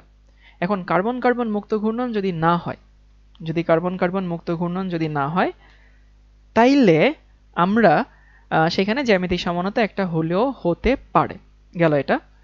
2 নম্বর হচ্ছে কার্বন কার্বন মুক্ত ঘূর্ণন হইল না, এরপর আরেকটা শর্ত মানতে হবে যে একটা কার্বনে তো দুইটা হাত ফাঁকা থাকে। কেউ তখন জিজ্ঞেস করছিল ভাইয়া অ্যালকাইনে কি ঘটনা ঘটে? অ্যালকাইনে কার্বন কার্বন মুক্ত ঘূর্ণন হয় না, এটা সত্যি কথা। কিন্তু অ্যালকাইনের স্ট্রাকচার কেমন? অ্যালকাইনের স্ট্রাকচার হচ্ছে একেবারে 180 ডিগ্রি না? সো 180 ডিগ্রি হইলে ওই 3D স্ট্রাকচারের যে ডিফারেন্স সেটা তো তৈরি হবে না। এগুলো সম্ভবত বাংলাদেশে পাওয়া যায় না, খুব সম্ভবত আমি যতদূর জানি চায়না থেকে অর্ডার দিয়ে আনানো হয়েছে, শিখো চায়না থেকে অর্ডার দিয়ে আনাইছে। আর আরমান শাফিন ভাইয়ের কাছে আমি একটা মডেল দেখছিলাম, উনি সম্ভবত ইউএসএ থেকে আনাইছিল, আর শিখো থেকে হচ্ছে আমরা চায়না থেকে আনাইছি। তাহলে মেইন কথা হচ্ছে দুইটা, একটা হচ্ছে কার্বন কার্বন মুক্ত ঘূর্ণন হবে না, 2 নম্বর হচ্ছে কার্বনের যে দুইটা হাত ফাঁকা থাকবে আর কি একই কার্বনের, সেই একই কার্বনের যে দুইটা হাত ফাঁকা থাকবে সেই দুইটা হাতে অবশ্যই ভিন্ন জিনিস থাকতে হবে। সো আশা করি হচ্ছে আমি বুঝিতে পারছি যে জ্যামিতিক সমানতা কে দেখাবে, জ্যামিতিক সমানতা কে দেখাবে না, এইটুকু সবার কাছে ক্লিয়ার হওয়া উচিত। এবার আসি হচ্ছে সবাই একটু লিখে নে সিস ট্রান্স সমাণু, মানে জ্যামিতিক সমানতার একটা এক্সাম্পল হচ্ছে সিস ট্রান্স, সিআইএস সিস, এই সিস কিন্তু ওই সিস না, মানে হচ্ছে সিস্টার, আমরা সিস বলি না সংক্ষেপে, আরে ওই যে ফেসবুকে সিস্টার রে সংক্ষেপে সিস বলে, ব্রাদার রে সংক্ষেপে ব্রো বলে, তো ওই ব্রো সিসের সিস এটা না। So cis trans is one kind of geometric isomer. এখন এখানে আমি কিন্তু 3D ছবি দেখাচ্ছি না, আমি নর্মালি 2D ছবি দেখাচ্ছি।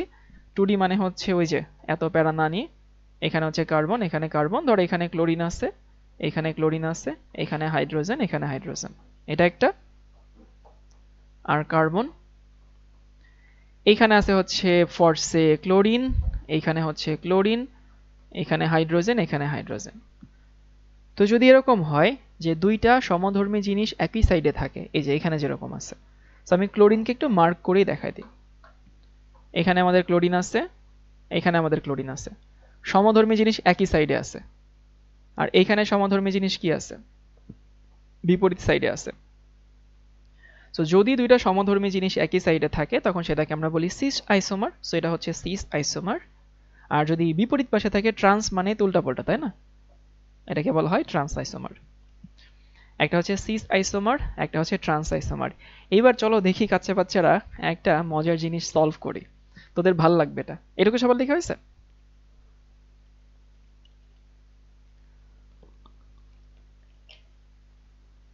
ওকে, এই প্রশ্ন লিখে না সবাই।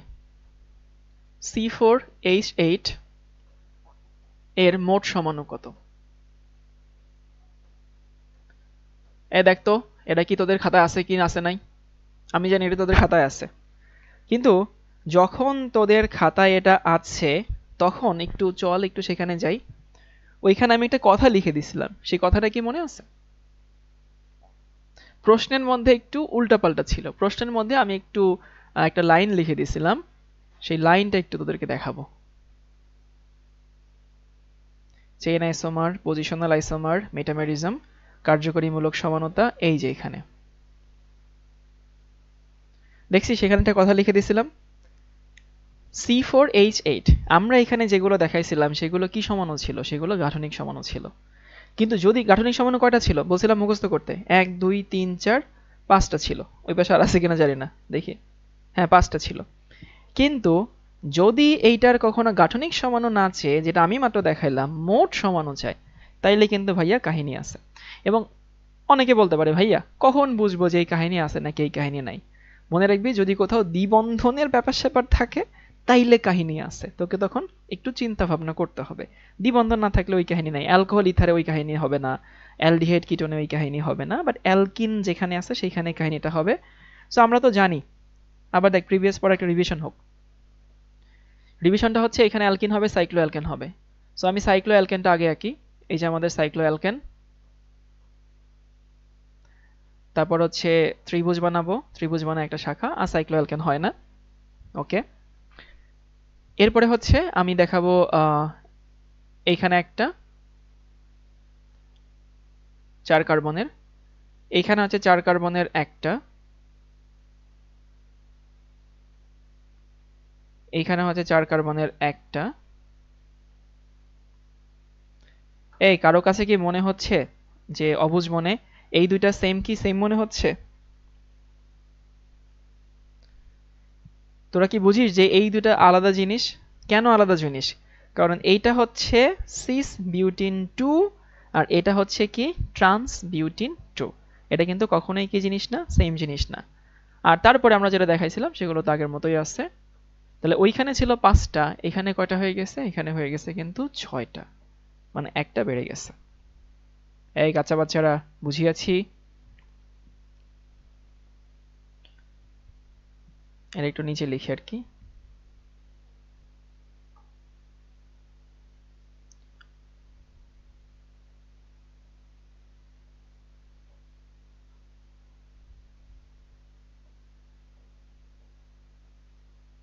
এই ঘটনা ঘটছে আর কি। তাহলে কখনো যদি অ্যালকিনের সমন বের করতে বলে সিস আর ট্রান্সের জন্য একটা বাড়ছে, হ্যাঁ সিস আর ট্রান্সের জন্য একটা বাড়ছে। এবং এটা একটু মুখস্থ করি সবাই। মুখস্থ মানে এমন তো না যে হচ্ছে আমরা হচ্ছে এক্সাম হলে পারবো না, এটা আমরা মুখস্থ করছি সময় বাঁচানোর জন্য। তাহলে ব্যাপারটাকে একটু রিভিউ করে দিচ্ছি। রিভিউটা এরকম যে সিস ট্রান্স এই কনসেপ্টটা তুই কখন আনবি, যখন আনবি হচ্ছে আমাদেরকে একাধিক সমাণু থাকবে কিন্তু সেখানে দ্বিবন্ধনের ক্ষেত্রে আসবে। সো দ্বিবন্ধনের ক্ষেত্রে আমার একাধিক সমাণু যখন হয় তখন সেখানে সিস ট্রান্স হলেও হতে পারে। শেপগুলো বুঝাই দেন প্লিজ। ফারদিন খান কি ভাই আজকে প্রথম জয়েন করছিস? এমন কি যে আজকে ফার্স্ট ক্লাস? এই শেপগুলো না সিস ট্রান্সের শুধুটা। আচ্ছা, মানে যদি আমি একটু দেখাই দিই এটা আসলে কিরকম, এটা হচ্ছে এরকম কার্বন কার্বন দ্বিবন্ধন। এইখানে যেটা সেটা হচ্ছে এটা, এখানে CH3 এখানে CH3 আর এখানে H এখানে হচ্ছে H, মানে এইটা হচ্ছে এইটা আর এটা হচ্ছে এইটা। কার্বন এখানে হচ্ছে CH3 এখানে হচ্ছে H আর এখানে হচ্ছে H এখানে CH3, এটা হচ্ছে এইটা, সেম জিনিস।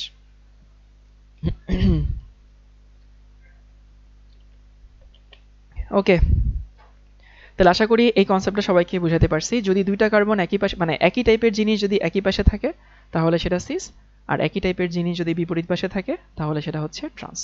ওকে, এইটুকু সবার কাছে ক্লিয়ার হয়ে যাওয়া উচিত। এখন আমরা সিস ট্রান্সের কয়েকটা উদাহরণ দেখি।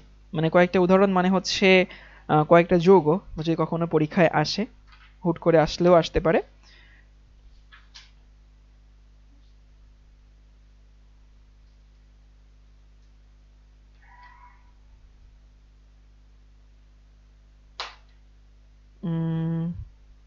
ওকে, এখানে হচ্ছে কার্বন, এখানে কার্বন দ্বিবন্ধন, মানে যেগুলোর প্র্যাকটিক্যাল এক্সিস্টেন্স আছে। এখানে কার্বন এখানে কার্বন এখানে দ্বিবন্ধন এখানে দ্বিবন্ধন, এবং এখানে ধর হচ্ছে COOH, এইখানে COOH, এইখানে হাইড্রোজেন এখানে হাইড্রোজেন, এটা একটা। আর এখানে হচ্ছে COOH, এইখানে COOH, আর এইখানে হচ্ছে হাইড্রোজেন এইখানে হচ্ছে হাইড্রোজেন। কেন জানি মনে হচ্ছে না যে যদি তুই এখানে ত্রিমাত্রিক গঠনটা বিবেচনা না করিস, মানে ধর তুই শুধু 2D গঠনটা বিবেচনা করছিস, তাহলে তো কেন জানি মনে হওয়া উচিত যে হচ্ছে এটা আসলে সেম যৌগ, কিন্তু আসলে এখানে দুইটা কার্বক্সিলিক অ্যাসিড মূলক একই পাশে, এখানে কার্বক্সিলিক অ্যাসিড মূলক বিপরীত পাশে। তাহলে বিপরীত পাশে যদি হয় তাহলে আমরা বলতে পারি এটার নাম কি, এটার নাম হচ্ছে সিস, মানে সিস অ্যাসিড, যাই নাম হবে সিস, এটার নাম কি হবে ট্রান্স। কিন্তু ভাই এদের আলাদা মানে বাণিজ্যিক নাম আছে। এই বাণিজ্যিক নামগুলো একটু আমাদের মনে রাখা লাগবে। প্রথমটার নাম হচ্ছে ম্যালিক অ্যাসিড,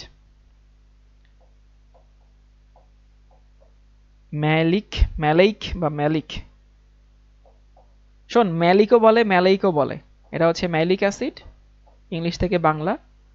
আর এটাও একই টাইপের জিনিস, বাট এটার নাম হচ্ছে ফিউমারিক অ্যাসিড।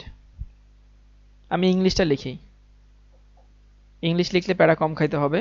এটা হচ্ছে MALEIC, ম্যালিক অ্যাসিড। এটা হচ্ছে fumaric acid, FUMERIC, fumaric acid. এবং যদি গলনাঙ্ক বলি, এর মেল্টিং টেম্পারেচার হচ্ছে 135 ডিগ্রি, মুখস্থ করতে হবে না, আমি একটা জিনিস দেখানোর জন্য বলতেছি। 135 ডিগ্রি সেলসিয়াস, আর এর মেল্টিং টেম্পারেচারের মান হচ্ছে 187 ডিগ্রি সেলসিয়াস। এই এটা মুখস্থ করিস না, এমনি বলতেছি। এটা দিয়ে পরে একটা জিনিস আমি বুঝাবো, তার জন্য শুধু লিখে দিচ্ছে।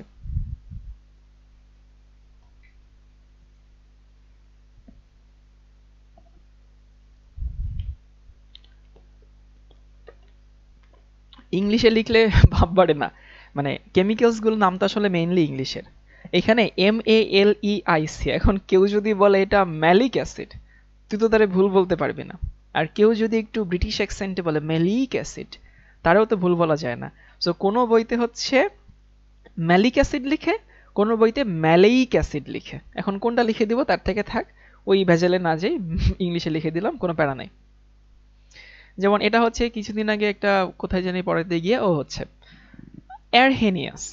এখন অ্যারহেনিয়াস এটাকে কোনো বইতে অ্যারহেনিয়াস লিখে, কোনো বইতে আরহেনিয়াস লিখে।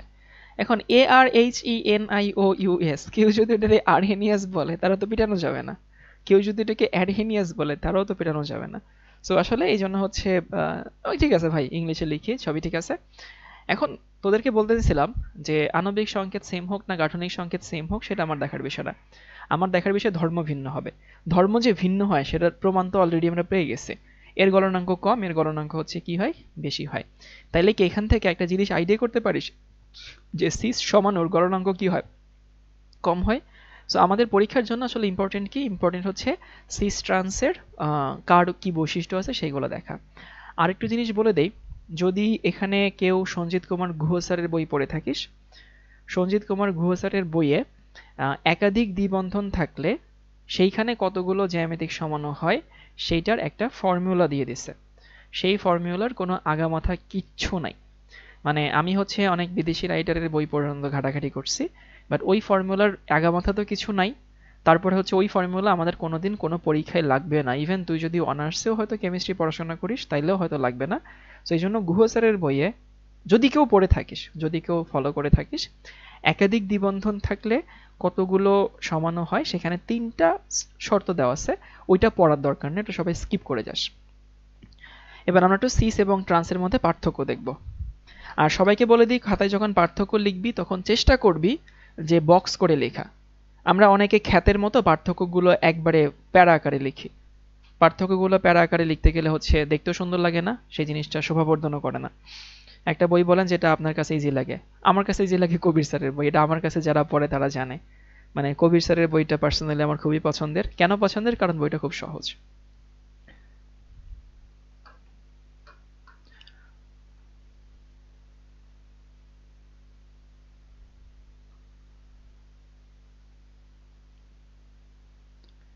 ওকে, এই পাশে হচ্ছে সিস, এই পাশে হচ্ছে ট্রান্স। এই পার্থক্যগুলো অ্যাডমিশনের জন্য ভয়াবহ ইম্পর্টেন্ট।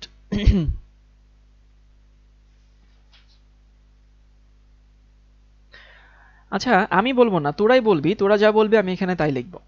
যদি কখনো বলা হয় যে সিস এবং ট্রান্সের মধ্যে আণবিক প্রতিসাম্যতা বা মলিকিউলার সিমেট্রি কোথায় বেশি, সিসে বেশি নাকি ট্রান্সে বেশি? কমন সেন্স অ্যাপ্লাই কর, কমন সেন্স। এটাকে ইংলিশে বলা হয় মলিকিউলার সিমেট্রি। এই সিসে বেশি, পিরাবো ধরে, সিসে বেশি। হ্যাঁ, ট্রান্সে বিপরীত জিনিস বিপরীত পাশে থাকে, তাহলে কি হইলো, জিনিসটা ব্যালেন্স হয়ে গেল না? সিসে কি হয়, বড়গুলো সব এক সাইডে, ছোটগুলো সব এক সাইডে। তাহলে মলিকুলার সিমেট্রি কোথায় বেশি? মলিকুলার সিমেট্রি ট্রান্সে বেশি। তাহলে আমরা বলতে পারি এটাকে বাংলায় বলা হয় আণবিক প্রতিসাম্যতা, ইংলিশে বলা হয় molecular symmetry. Molecular symmetry, SYMMETRY। Symmetry থাকে না, কোথায় থাকে না? সিসে থাকে না। আর এইখানে হচ্ছে মলিকুলার সিমেট্রি থাকে, কোথায় থাকে? ট্রান্সে থাকে। ওকে, মাথায় রেখে সেটা। মলিকুলার সিমেট্রি মানে কি? মলিকুলার সিমেট্রি মানে হচ্ছে, তোরা কি হচ্ছে ফেরিওয়ালারা একটা বাঁশের লাঠি মাঝে মধ্যে কাঁধে নেয়, দেখছিস কখনো? তারা দুই পাশে হচ্ছে দুইটা হাঁড়ি নেয়, কেউ হাঁড়ি পাতিল নেয়। এখন ইমাজিন কর যে তোর কাছে কি মনে হতে পারে, তাহলে ফেরিওয়ালা দুই পাশে ধর দুইটা হাঁড়ি নিছে, দুই পাশে ধর রস ভরা দুইটা হাঁড়ি। তো যদি দুইটা হাঁড়ি না নিয়ে একটা হাঁড়ি নিত তাহলে তো ওজন কম, তার জন্য ভালো হইতো, তাই না? অনেকে মনে হতে পারে দুইটা হাঁড়ির ওজন যদি 40 কেজি হয়, একটা হাঁড়ির ওজন তো 20 কেজি, তাহলে সুবিধা হবে। না, একটা হাঁড়ি নিলে সুবিধা হবে না, দুই পাশে দুইটা হাঁড়ি নিলে জিনিসটা ব্যালেন্স থাকে, তাই না? তো ফ্যাক্ট হচ্ছে, দেখ, সিসের ক্ষেত্রে দুইটা বড় গ্রুপ একই সাইডে থাকে আর দুইটা ছোট গ্রুপ একই সাইডে থাকে। বা ট্রান্সের ক্ষেত্রে কি হয়, এই যে বড় ছোট এগুলো কি হয়, ম্যাচ করে না। সো এই জন্য হচ্ছে আমরা যদি বলি মলিকুলার সিমেট্রি মানে আণবিক প্রতিসাম্যতা। সিমেট্রি মানে কি? সিমেট্রি মানে হচ্ছে ওই, আরে প্রতিসাম্যতা বুঝিস না, বায়োলজিতে পড়ছিস, দ্বিপ্রতিসম, ত্রিপ্রতিসম, অরীয় প্রতিসম। তাহলে ফ্যাক্ট হচ্ছে এরকম যে মলিকুলার সিমেট্রি থাকে না কোথায়? সিসে। ট্রান্সে হচ্ছে মলিকুলার সিমেট্রি থাকে, আণবিক প্রতিসমতা থাকে। এরপরে আসি হচ্ছে এটা হচ্ছে কম স্টেবল,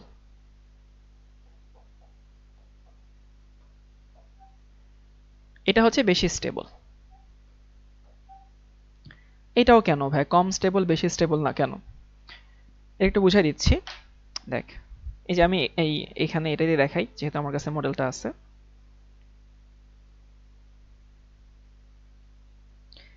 শিখো এই জন্য আমার ভালো লাগে, শিখো হচ্ছে টিচারদের এত ফ্রিডম দেয়, আমরা যেটা বলি শিখো সেটা ম্যানেজ করে দেয় আর কি, বা আমাদের সেই ফ্রিডমটা দেয়, এটা লাগবে এটা লাগবে। ধর এই যে আমার কাছে একটা যোগ আছে, এখন এই যোগে এই যে দুইটা বড় গ্রুপ কি আছে, দুইটা বড় গ্রুপ হচ্ছে বিপরীত পাশে আছে। এখন দুইটা বড় গ্রুপ যদি বিপরীত পাশে থাকে, নেচারে তো এই যোগটা এভাবে এক্সিস্ট করে, তাই না? এটা যে কোনো ভাবেই থাকতে পারে, যে কোনো ভাবেই হচ্ছে থাকতে পারে নেচারে এই যোগটা। এখন আমি যদি এই যোগটা ধর দুইটা ক্লোরিন যদি একই সাইডে থাকতো, ফোর্সে দুইটা ক্লোরিন যদি একই সাইডে থাকতো, তাহলে দেখতো ভাই এই যে এই ক্লোরিন আর এই ক্লোরিন, নর্মালি তো এই বন্ধনটা আমি অনেক বড় দেখাইছি, যে এই বন্ধনটা অনেক বড় দেখাইছে, আসলে তো এই বন্ধনটা এত বড় না, এই বন্ধনটা তো অনেক ছোট। তখন এই যে বড় দুইটা গ্রুপের মধ্যে একটা বিকর্ষণ স্টেরিক বাধা কাজ করতো না, বুঝি? মানে এই দুইটা ক্লোরিন একটু হলেও দূরে থাকতো, নর্মালি ভাবে থাকে। এই দুইটা ক্লোরিনের মধ্যে ইলেকট্রনের বিকর্ষণ, ওরা সাইজেও বড়, সো ওরা কিন্তু একটু হলে এরকম বাঁকা হয়ে থাকবে।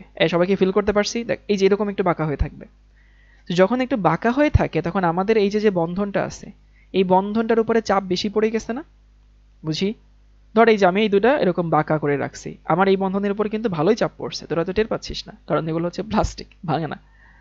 তো কথা হচ্ছে সিসের ক্ষেত্রে এই চাপাচাপের ব্যাপারটা আসে, এই বন্ধনের উপরে প্রেসারটা বেশি পড়ে।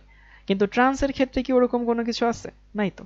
ট্রান্সের ক্ষেত্রে বিপরীত পাশে বিপরীত জিনিস, বড় গ্রুপ বিপরীত পাশে, ছোট গ্রুপ বিপরীত পাশে, এখানে বিকর্ষণের কোনো ব্যাপার নাই, এখানে আকর্ষণের কোনো ব্যাপার নাই, এই জন্য হচ্ছে সিসটা কম স্টেবল, ট্রান্সটা বেশি স্টেবল। এরপরে দেখি সিসের ক্ষেত্রে মেল্টিং টেম্পারেচার, টিএম মানে মেল্টিং টেম্পারেচার, এটা সিসের ক্ষেত্রে কম, আর ট্রান্সের ক্ষেত্রে হচ্ছে মেল্টিং টেম্পারেচারটা বেশি।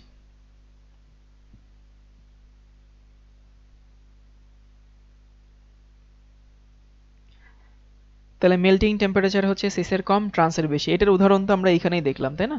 এই যে সিসের কম 135, ট্রান্সের হচ্ছে 187। কেন বেশি?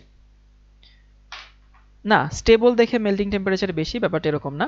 মেল্টিং টেম্পারেচার বেশি মানে হচ্ছে, তোদেরকে একটা বাস্তব অভিজ্ঞতা বলি, তোদের বায়োলজি বইটা আছে না, বায়োলজির বইগুলো ধর, বায়োলজি ল্যাবের খাতা যেটা, ধর 10টা বায়োলজি ল্যাবের খাতা, ল্যাবের খাতাগুলো কি থাকে, এক পাশটা একটু মোটা থাকে এক পাশ চিকন থাকে, তাই না? এক পাশ মোটা এক পাশ চিকন। তো এরকম যদি 10টা বায়োলজির ল্যাব খাতা তোকে সাজাইতে বলে, মানে আমি হচ্ছে ট্রান্সটাই দেখাই বা সিসটাই ট্রান্সটাই দেখাই, এই হচ্ছে ট্রান্স, এখানে একটা বড় গ্রুপ, এইখানে একটা বড় গ্রুপ, এখানে ছোট, এখানে হচ্ছে ছোট, এটা ট্রান্স না? ওকে, তো আমি নিচে আরেকটা ট্রান্স আঁকবো। ট্রান্সের ক্ষেত্রে যে এখানে বড় গ্রুপ, এখানে আবার ছোট গ্রুপ, এখানে আবার বড়, এখানে হচ্ছে ছোট। আমি এখানে আরেকটা ট্রান্স আঁকবো, এখানে ছোট, এখানে আবার বড়, এখানে আবার বড়, এখানে হচ্ছে ছোট। তাহলে দেখতো ভাই ওই যে বায়োলজি ল্যাব খাতানোর সময় যেরকম আমরা 10টা ল্যাব খাতা সাজানোর সময় এক পাশে মোটা এক পাশে চিকন, মোটা চিকন মোটা চিকন এরকম করে সাজাই না? তো ট্রান্সের ক্ষেত্রে কি হয়, যখন ও সলিড ক্রিস্টাল তৈরি করে, সলিড স্ট্রাকচারটা ফর্ম করে, তখন কি হইলো, মানে বড় ছোট বড় ছোট বড় ছোট বুঝি খাপে খাপে মিলে যায়, এই কথাটা সব থেকে পারফেক্ট এখানে, মানে ট্রান্সটা খাপে খাপে মিলে। কিন্তু সিস কি খাপে খাপে মিলে? সিস কিন্তু খাপে খাপে মিলে না। তাহলে এখানে একটা থেকে আর একটা সরাই নেওয়ার জন্য কি করবে, বেশি তাপ দেওয়া লাগবে না? বুঝি যে একটা থেকে একটা সরাই নেওয়ার জন্য বেশি তাপ দেওয়া লাগবে কোথায়? ট্রান্সে।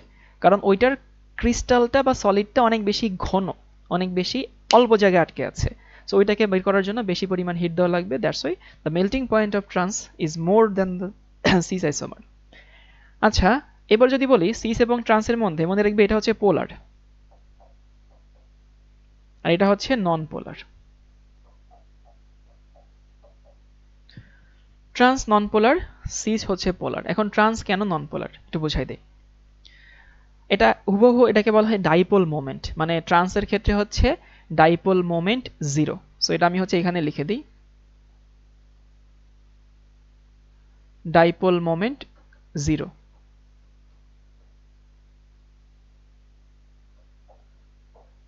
এখন ডাইপোল মোমেন্ট 0 মানে কি মিন করে, তুই নর্মালি চিন্তা কর, ফিজিক্সের ল, একদম ফিজিক্সের হচ্ছে রেজাল্টেন্ট বা লব্ধি। এইখানে আমার কাছে হচ্ছে দুইটা ক্লোরিন আছে, এখানে দুইটা ক্লোরিন আছে, মানে এইভাবেই দেখায়। ধর কোথায় দেখাবো, এই যে এই পাশে যোগে, এখানেই দেখায়। এখন দেখতো ভাই এই ক্লোরিন এদিকে টানে, তার টান এদিকে কারণ সে কি ইলেকট্রোনেগেটিভ, আর এই ক্লোরিন এদিকে টানে। এখানে ফিজিক্স তোরা আমার থেকে ভালো পারিস। এই দুইটা বল কত ডিগ্রি করে কাজ করতেছে? 180, তাই না? তাহলে বলতো এই দুইটা বলে লব্ধি কত? লব্ধি আছে? এর তো কোনো লব্ধি নাই। তাহলে যদি এর কোনো লব্ধি না থাকে তাহলে এখানে কোনো প্লাস মাইনাস হয় না। এরকম লব্ধি যদি শূন্য হয় সেই সকল যৌগে ডাইপোল মোমেন্ট 0 হয়। কিন্তু এখানে আসি, যদি এই যৌগটার ক্ষেত্রে আমি বের করতে চাই, ফিজিক্স পুরোটাই ফিজিক্স, এটা না এইদিকে, এটা না ওইদিকে, তাহলে বলতো ভাই ইলেকট্রন কোন দিকে যাবে, মানে এই দুটা লব্ধি কোন দিকে যাবে? হ্যাঁ লব্ধি ফিজিক্স, মাশরুফ ভাইয়ের গ্রুপ, এই দুটার রেজাল্টেন্ট যাবে উপরের দিকে, মানে এই যৌগটার এই সাইডটা হবে মাইনাস, তাই না? দেখ এটা হবে মাইনাস, সো ওইটা যদি মাইনাস হয় এই সাইডটা কি হবে? প্লাস। মানে ব্যাপারটা এরকম। মজার ব্যাপার হচ্ছে, তাহলে আমরা এটুকু তো বুঝলাম যে সিসটা হচ্ছে আমাদের পোলার আর ট্রান্সটা হচ্ছে নন পোলার। কিন্তু সিস পোলার, অনেকে আবার ভুল বুঝে যে সিসের পোলার ভালো কথা, বাট প্লাস মাইনাস কোন দিকে হয়? এই প্লাস মাইনাস কোন দিকে হয় এটা খুব ইন্টারেস্টিং জিনিস। এমন না যে হচ্ছে, অনেকে মনে করতে পারে যে নর্মালি আমরা কি দেখে অভ্যস্ত, নর্মালি একটা যৌগের এই সাইড প্লাস এই সাইড মাইনাস এই টাইপের দেখে আমরা অভ্যস্ত। কিন্তু সিস ট্রান্সের plus minus side by side হয় না, উপর নিচ হয়। উপর নিচ হয় মানে হচ্ছে যে উপর সাইডটা মাইনাস, নিচের সাইডটা প্লাস। হ্যাঁ বুঝাতে পারছি? মানে টিপিক্যালি আমরা প্লাস মাইনাস দেখে অভ্যস্ত হচ্ছে সাইড বাই সাইড, কিন্তু সিস ট্রান্সের বা সিসের বিশেষ করে এখানকার প্লাস মাইনাস হচ্ছে উপর নিচ, যে দুটো মৌল আছে। তাহলে এই জন্য বলতে পারলাম ট্রান্স যৌগটা হচ্ছে নন পোলার, ট্রান্স হচ্ছে নন পোলার এবং সিস হচ্ছে পোলার। এরপরে দেখি হচ্ছে এইটার কি বেশি, এটার স্ফুটনাঙ্ক হচ্ছে বেশি আর এইটার স্ফুটনাঙ্ক কম। এইখানে কোমলমতি মনে বড় করে একটা আঘাত লাগে। বড় করে আঘাত লাগে কি? সবাই চিন্তা করে ভাইয়া গলনাঙ্ক সিসের কম, তাহলে স্ফুটনাঙ্ক তো কম হওয়ার কথা, আমরা তো সারা জীবন এটাই দেখে আসছি, যার গলনাঙ্ক কম তার স্ফুটনাঙ্ক কম, বা এর গলনাঙ্ক বেশি তাহলে এর স্ফুটনাঙ্ক বেশি। এই কোমলমতি মনে যেন আঘাত না লাগে, আমি এই জন্য জিনিসটা বুঝাই দেই যে হচ্ছে কেন এরকমটা হয়। শোন, যখন আমরা গলনাঙ্ক চিন্তা করি তখন হচ্ছে কোনো জিনিস সলিড থেকে লিকুইড হওয়ার এই ফেজটা চিন্তা করি। ফিল করবি গলনাঙ্ক মানে সলিড থেকে লিকুইড আনবো, সেখানে যে পরিমাণ হিট দিতে হয় আমাকে। তাহলে যার সলিড যত ঘন, যার সলিড যত বেশি টাইট, যার সলিড যত বেশি প্যাকড, যার সলিডের স্ট্রাকচারের ইউনিটগুলো যত বেশি খাপে খাপে মিলে যায় তার বেশি হবে, যেটা ট্রান্সফার হয়। কিন্তু আমি যখন স্ফুটনাঙ্ক চিন্তা করি বা বয়লিং টেম্পারেচার নিয়ে ডিল করি তখন কি হয়? লিকুইড থেকে বাষ্প, তাই না? লিকুইড থেকে বাষ্প।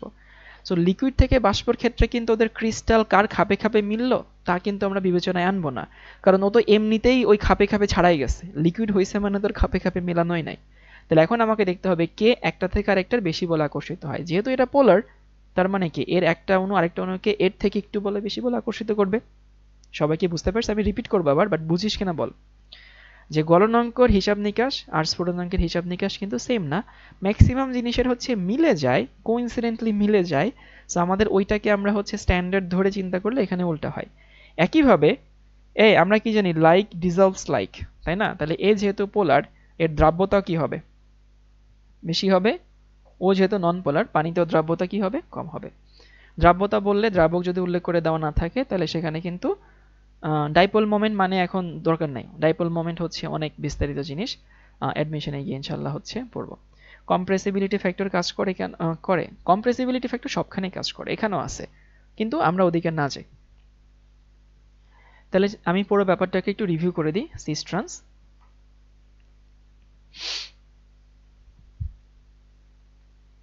আমরা আজকে শুরু করছি কি সমাণু? জ্যামিতিক সমাণু। ওকে, মানে স্টেরিওআইসোমার এখান থেকে শুরু হলো। জ্যামিতিক সমানতার মোট দুইটা আমাদের হচ্ছে শর্ত আছে। এক, কার্বন কার্বন মুক্ত ঘূর্ণন বন্ধ হইতে হবে, এটাই একমাত্র শর্ত না। যে দুইটা কার্বনের সাথে মুক্ত ঘূর্ণন বন্ধ, প্রতিটা কার্বনে যে দুইটা হাত ফ্রি থাকবে, সেই ফ্রি দুইটা হাতে ভিন্ন টাইপের জিনিস থাকতে হবে। যদি এইগুলো মানে তাহলে সেখানে জ্যামিতিক সমানতা আসবে, না হয় আসবে না।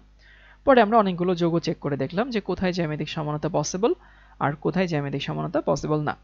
গেল এটুকু। এরপরে হচ্ছে আমরা সিস ট্রান্স দেখলাম। একই টাইপের গ্রুপ একই পাশে থাকলে সিস, একই টাইপের গ্রুপ ভিন্ন পাশে থাকলে সেটাকে আমরা কি বলি? সেটাকে আমরা ট্রান্স বলি। ওকে, সিস এবং ট্রান্সের মধ্যে একটা উদাহরণ দেখলাম যে সিস বিউটিন ডাইওয়িক অ্যাসিডকে বলা হয় ম্যালিক অ্যাসিড, ট্রান্স বিউটিন ডাইওয়িক অ্যাসিডকে বলা হয় ফিউমারিক অ্যাসিড। আচ্ছা, এখানে সিসের হাইড্রোজেনের দিকে প্লাস হবে, হ্যাঁ মানে এই সাইডটা হবে হচ্ছে ব্যাপারটা কিরকম, এই যে এই সাইডটা এই নিচে হচ্ছে প্লাস উপরে হচ্ছে মাইনাস, কারণ যেদিকে প্লাস গেছে তার উল্টা দিকে মাইনাস হয়, প্লাস বলে তোর কিছু নাই, মাইনাস কম থাকলেই প্লাস। তারপরে হচ্ছে মনে রাখবি সিসের হচ্ছে মলিকিউলার সিমেট্রি থাকে না, ট্রান্সের মলিকিউলার সিমেট্রি থাকে, cis less stable, trans more stable, melting point সিসের কম, মেল্টিং পয়েন্ট ট্রান্সের বেশি, cis polar, trans non polar, cis হচ্ছে বয়লিং টেম্পারেচার বেশি, ট্রান্সের বয়লিং টেম্পারেচার কম, এবং একইভাবে সিসের দ্রব্যতা বেশি, ট্রান্সের দ্রব্যতা কম। ওকে, আচ্ছা আমাকে যে বলছে হচ্ছে ডেনসিটি কোথার বেশি, মানে গঠনের ঘনত্ব হচ্ছে মলিকুলার সিমেট্রি। যদি বলা হয় সলিড ডেনসিটি তাইলে তো হচ্ছে ট্রান্সের বেশি, কিন্তু ডেনসিটি বলতে তো মিন করে যে সেটা হচ্ছে আমি গ্যাসের ডেনসিটি বোঝাচ্ছি নাকি হচ্ছে তোর লিকুইডের ডেনসিটি নাকি সলিডের ডেনসিটি। ঠিক আছে, আমরা একটা ব্রেক নেই, ব্রেকের পরে সবাই জয়েন কর 10 মিনিট, 11টা 16 বাজে, সবাই 26-এ জয়েন কর, 25-এ জয়েন করিস।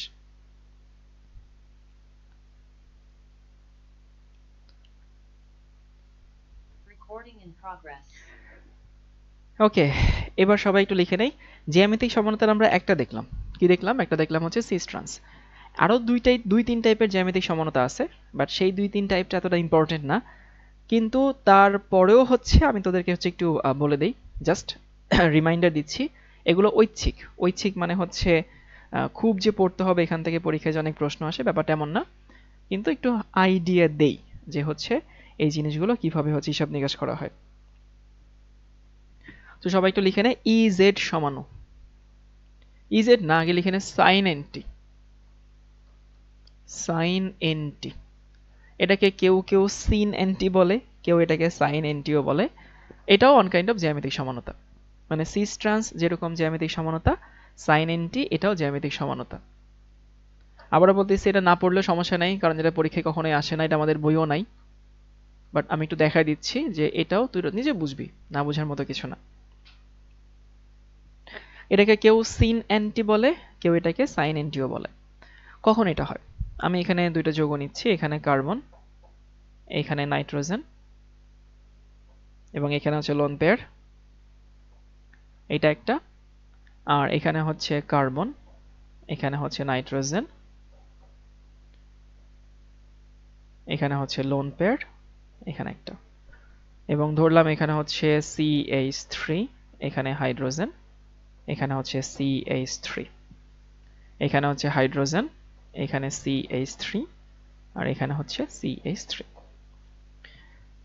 এখন বলে দিই নরমাল সিস ট্রান্স আর সাইন এনটি এর মধ্যে কিছু পার্থক্য আছে। সেই পার্থক্য হচ্ছে যখন আমরা সাইন এনটি সমানতা হিসাব করি তখন আমাদের এখানে লোন পেয়ার থাকতে হয়।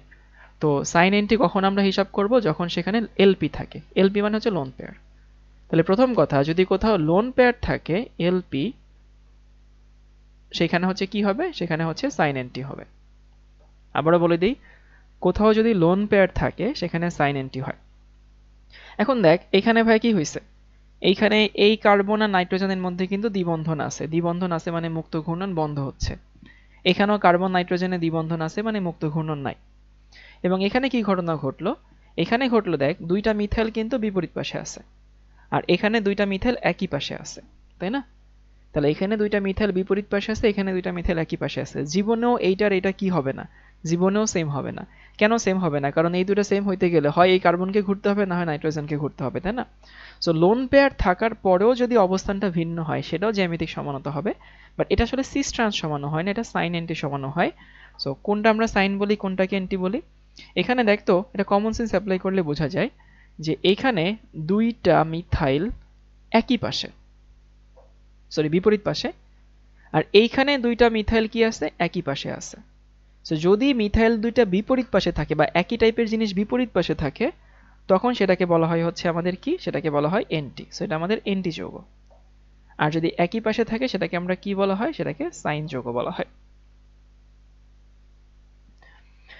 তাহলে কি বললাম, সাইন এন্টি কি হবে, যখন লোন পেয়ার থাকবে তখন। যদি লোন পেয়ার না থাকে সাইন এন্টি হয় না, লোন পেয়ার থাকলে সাইন এন্টি হয়।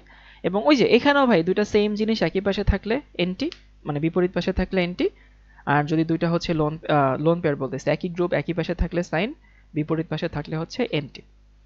তাহলে একটা গেল হচ্ছে সিস ট্রান্স, একটা গেল সাইন এন্টি। এরপরে আরেকটা দেখবো আমরা হচ্ছে ইজেড। এটাও পরীক্ষায় আসবে না, ঐচ্ছিক পড়াশোনা। ইজেড সমানো,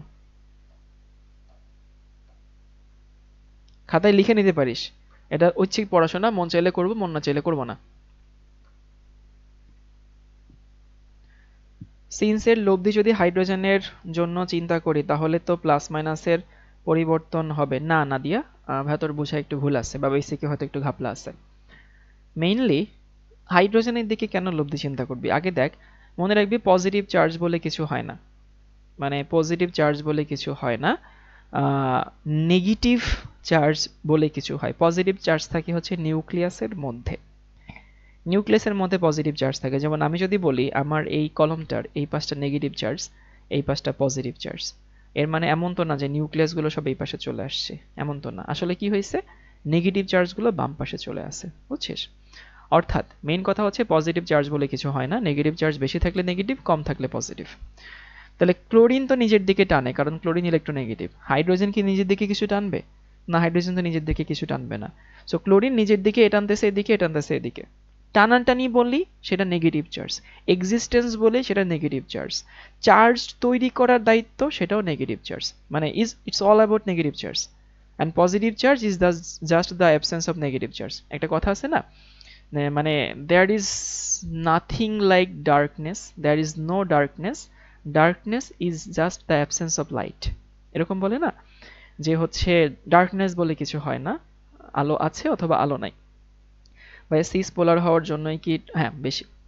তো কাহিনী হইতেছে পজিটিভ চার্জ বলে কিছু নাই, ইলেকট্রন আছে।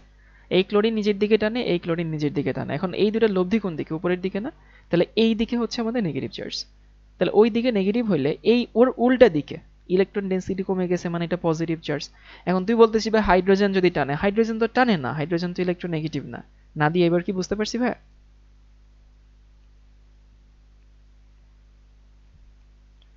ওকে, তাহলে আমরা এখানে আসি যে কখনো যদি হচ্ছে লোন পেয়ার থাকে এবং সেই লোন পেয়ারে যেটা সিসের মতো সেটা সাইন, এটা সহজ কথা মনে রাখবি। যেটা ট্রান্সের মতো সেটা হচ্ছে এন্টি, এন্টি মানে বিপরীত, ট্রান্স মানে বিপরীত, ওরকম। ইজেড সমানো, এই ইজেড এটা বলতেছে ঐচ্ছিক, এটা পরীক্ষায় কখনোই আসবে না, বাংলাদেশের ইতিহাসে এখনো আসে নাই, কোনো অ্যাডমিশন টেস্টও আসে নাই। কিন্তু একটু পড়াই দিচ্ছি, কেন পড়াই দিচ্ছি, উদ্ভাসের উইকলি এক্সামে এটা আসে। মানে তোরা যখন এরপরে ইঞ্জিনিয়ারিং এ ভর্তি হবে উদ্ভাসে বা ভার্সিটিতে ভর্তি হবে, ওইখানকার পরীক্ষায় কি বলে হচ্ছে উইকলি এক্সাম এটা আসে। সো ইজেড এটার কিছু ফুল মিনিং আছে, ফুল মিনিং গুলো রেখে দিই। ইটা স্ট্যান্ডস ফর হচ্ছে এনজেজেন, END এন্ড, GAGEN, কেউ এটাকে এনগেগেন পড়ে, কেউ এটাকে এনজেজেনও পড়ে। আর জেড স্ট্যান্ডস ফর হচ্ছে জুসামেন, JAUSAMEN। একটা হচ্ছে এনজেজেন, একটা হচ্ছে জুসামেন। এটা দুটা জার্মান ওয়ার্ড থেকে আসছে, এর অর্থ আছে আর কি। একটা হচ্ছে সিমেট্রিক, এটা অ্যাসিমেট্রিক, এনজেজেন জুসামেন এই নামগুলা। এখন একটু বলে দিই এটা কখন প্রযোজ্য। ধর আমার কাছে এমন একটা যৌগ আছে, কার্বন কার্বন দ্বিবন্ধন। তো এখানে কি আছে, এখানে আছে হচ্ছে CH2, এটা এখানে হচ্ছে CH2, এখানে CH2, এখানে ধর CH3, আর এখানে আছে হচ্ছে হাইড্রোজেন, হাইড্রোজেন না, আমি এখানে নিব হচ্ছে OH, আর এখানে হচ্ছে ক্লোরিন আছে। ওকে, এই যৌগটা এখন আমরা একটু দেখি যে এই যৌগে জ্যামিতিক সমানতা দেখাবে কিনা। মানে ফার্স্ট টাস্ক যে তুই ফাইন্ড আউট কর যে এই যৌগটা জ্যামিতিক সমানতা দেখায় কিনা। উত্তর হচ্ছে একটু খুঁজে বের করার চেষ্টা করি, এখানে কি কার্বন কার্বন মুক্ত ঘূর্ণন বন্ধ আছে? দ্য আনসার ইজ ইয়েস, আছে। এখানে কি এই কার্বনের দুই হাতে ভিন্ন জিনিস আছে? আছে। তার মানেও জ্যামিতিক সমানতা দেখাবে। কিন্তু জ্যামিতিক সমানতার মধ্যে সিস ট্রান্স কি দেখাবে? আমরা কি শিখছিলাম সিস ট্রান্স হচ্ছে জোড়ায় জোড়ায় থাকে, জোড়ায় জোড়ায় থাকে, মানে এখানে যেটা এখানে সেটা হলো সিস, এইখানে যেটা এখানে সেটা হলো ট্রান্স। বাট এখানে জ্যামিতিক সমানতা দেখায়, বাট জোড়ায় জোড়ায় দেখায় না।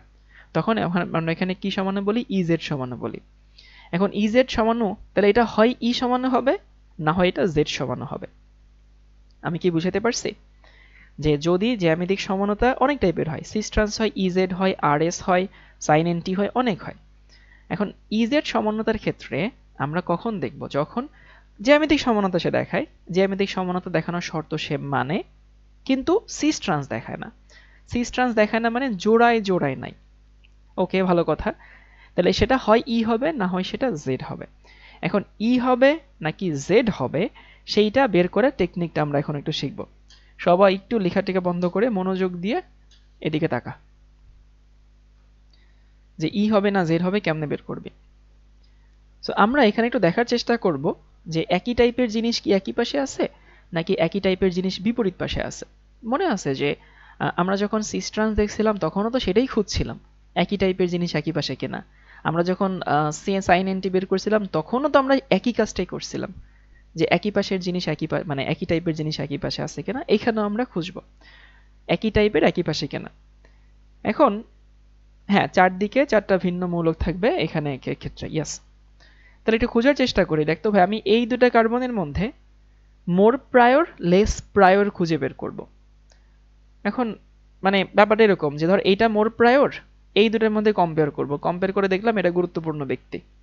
ওকে, আবারও বলতেছি যে হচ্ছে আমি এইটার মধ্যে কম্পেয়ার করব, কম্পেয়ার করে দেখব যে এটা গুরুত্বপূর্ণ ব্যক্তি। আমি এই দুটার মধ্যে কম্পেয়ার করব, দেখব কে গুরুত্বপূর্ণ ব্যক্তি। সো দুইটা যদি গুরুত্বপূর্ণ ব্যক্তি। আচ্ছা ভাই, অর্গানিক শেষ করতে কত ক্লাস লাগবে? আজকে তো বললে ভালো হইতো, অন্যরকম করে প্ল্যান সাজাতাম। নীলা, এটা আসলে বলাটা টাফ। আমি অর্গানিক 5 ক্লাসও শেষ করতে পারি, আমি অর্গানিক 10 ক্লাসও শেষ করতে পারি, আমি অর্গানিক 15 ক্লাসও শেষ করতে পারি। মানে আমার সেই ফ্লেক্সিবিলিটি আছে। আমি উদ্ভাসে যখন টিচার ছিলাম তখন অর্গানিক শেষ করতাম 4 ক্লাসে। এরপরে হচ্ছে রুটসে একটা ক্লাস নিয়েছিলাম, সেখানে অর্গানিক শেষ করছি বোধহয় 20 বা 22 ঘন্টায়। তো ফ্যাক্ট হচ্ছে যে আমি যদি এখানে শেষ করে দিই তাহলে কিন্তু হচ্ছে শেষ হয়ে যাবে, বাট আমি চাচ্ছি না যে কোনো রকমের গ্যাপ রেখে কারো বেসিকটা বাদ রেখে পড়াইতে। তো আমি নিজেও আসলে জানি না যে কখন শেষ হবে। আমি এই স্পিডেই পড়াই যাব।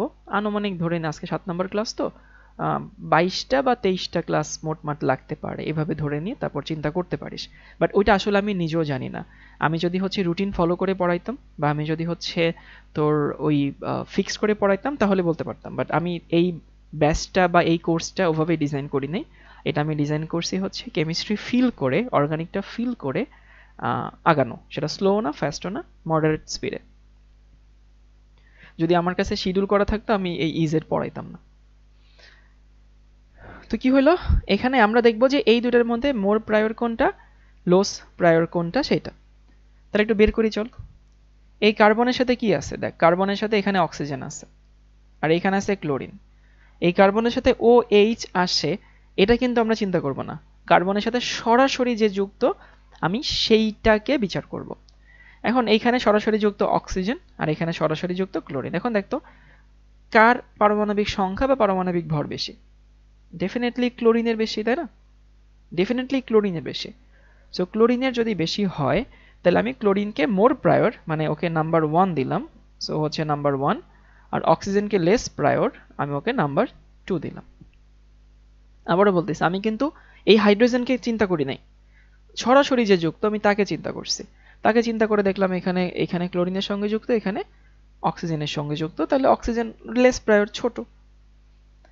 এবারে সে এইখানে এই কার্বনের সাথে আমার কাছে এইখানে যুক্ত কে, কার্বন।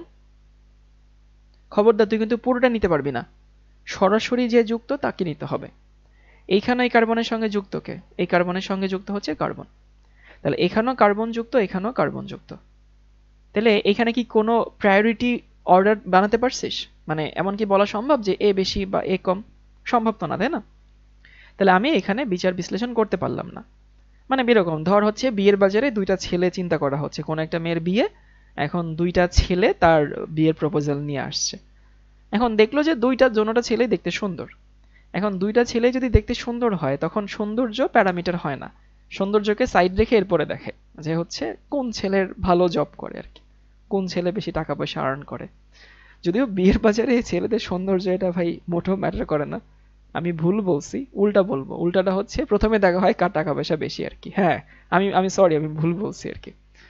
তো ফ্যাক্ট হচ্ছে প্রথমে দেখা হয় কার টাকা পয়সা বেশি। এখন ধর দোনোজনের টাকা পয়সা বেশি আর কি। দুজনের টাকা পয়সা সমান সমান এরকম আছে। তারপরে দেখা হয় যে কে দেখতে সুন্দর। এখন যদি টাকা সমান হয় তখন আমরা দেখবো যে দেখতে সুন্দর কে, বা কে বিড়ি সিগারেট খায় না, কে হয়তো ভদ্র ভালো আছে। এখন ফ্যাক্ট হচ্ছে যে আমি প্রথমে দেখলাম দুই জায়গায় আসলে কার্বন আছে, এখানেও কার্বন আছে, এখানেও কার্বন আছে। সো দুই জায়গায় কার্বন আছে মানে আমি এখানে প্রায়োরিটি আলাদা করতে পারলাম না, সম্ভব না। তাহলে আমাকে এখন ওই যে আমি দেখলাম দোনো ছেলে ভালো জব করে, এখন আমাকে দেখতে হবে কে দেখতে সুন্দর। সো কার্বনকে দিয়ে যেহেতু আমি বিচার করতে পারছি না, এখন আমাকে দেখতে হবে ওই কার্বনের সাথে কে যুক্ত আছে। এই কাঁচা বাচ্চারা এই কার্বনের সঙ্গে কে আছে বলতো ভাইয়া, উপরে কার্বনের সাথে?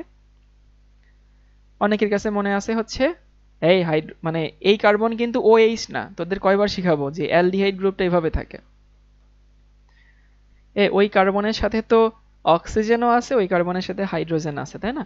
তো আমরা বড়টাকে আগে নিব, বুঝছিস, বড়টাকে আগে বিবেচনা করব।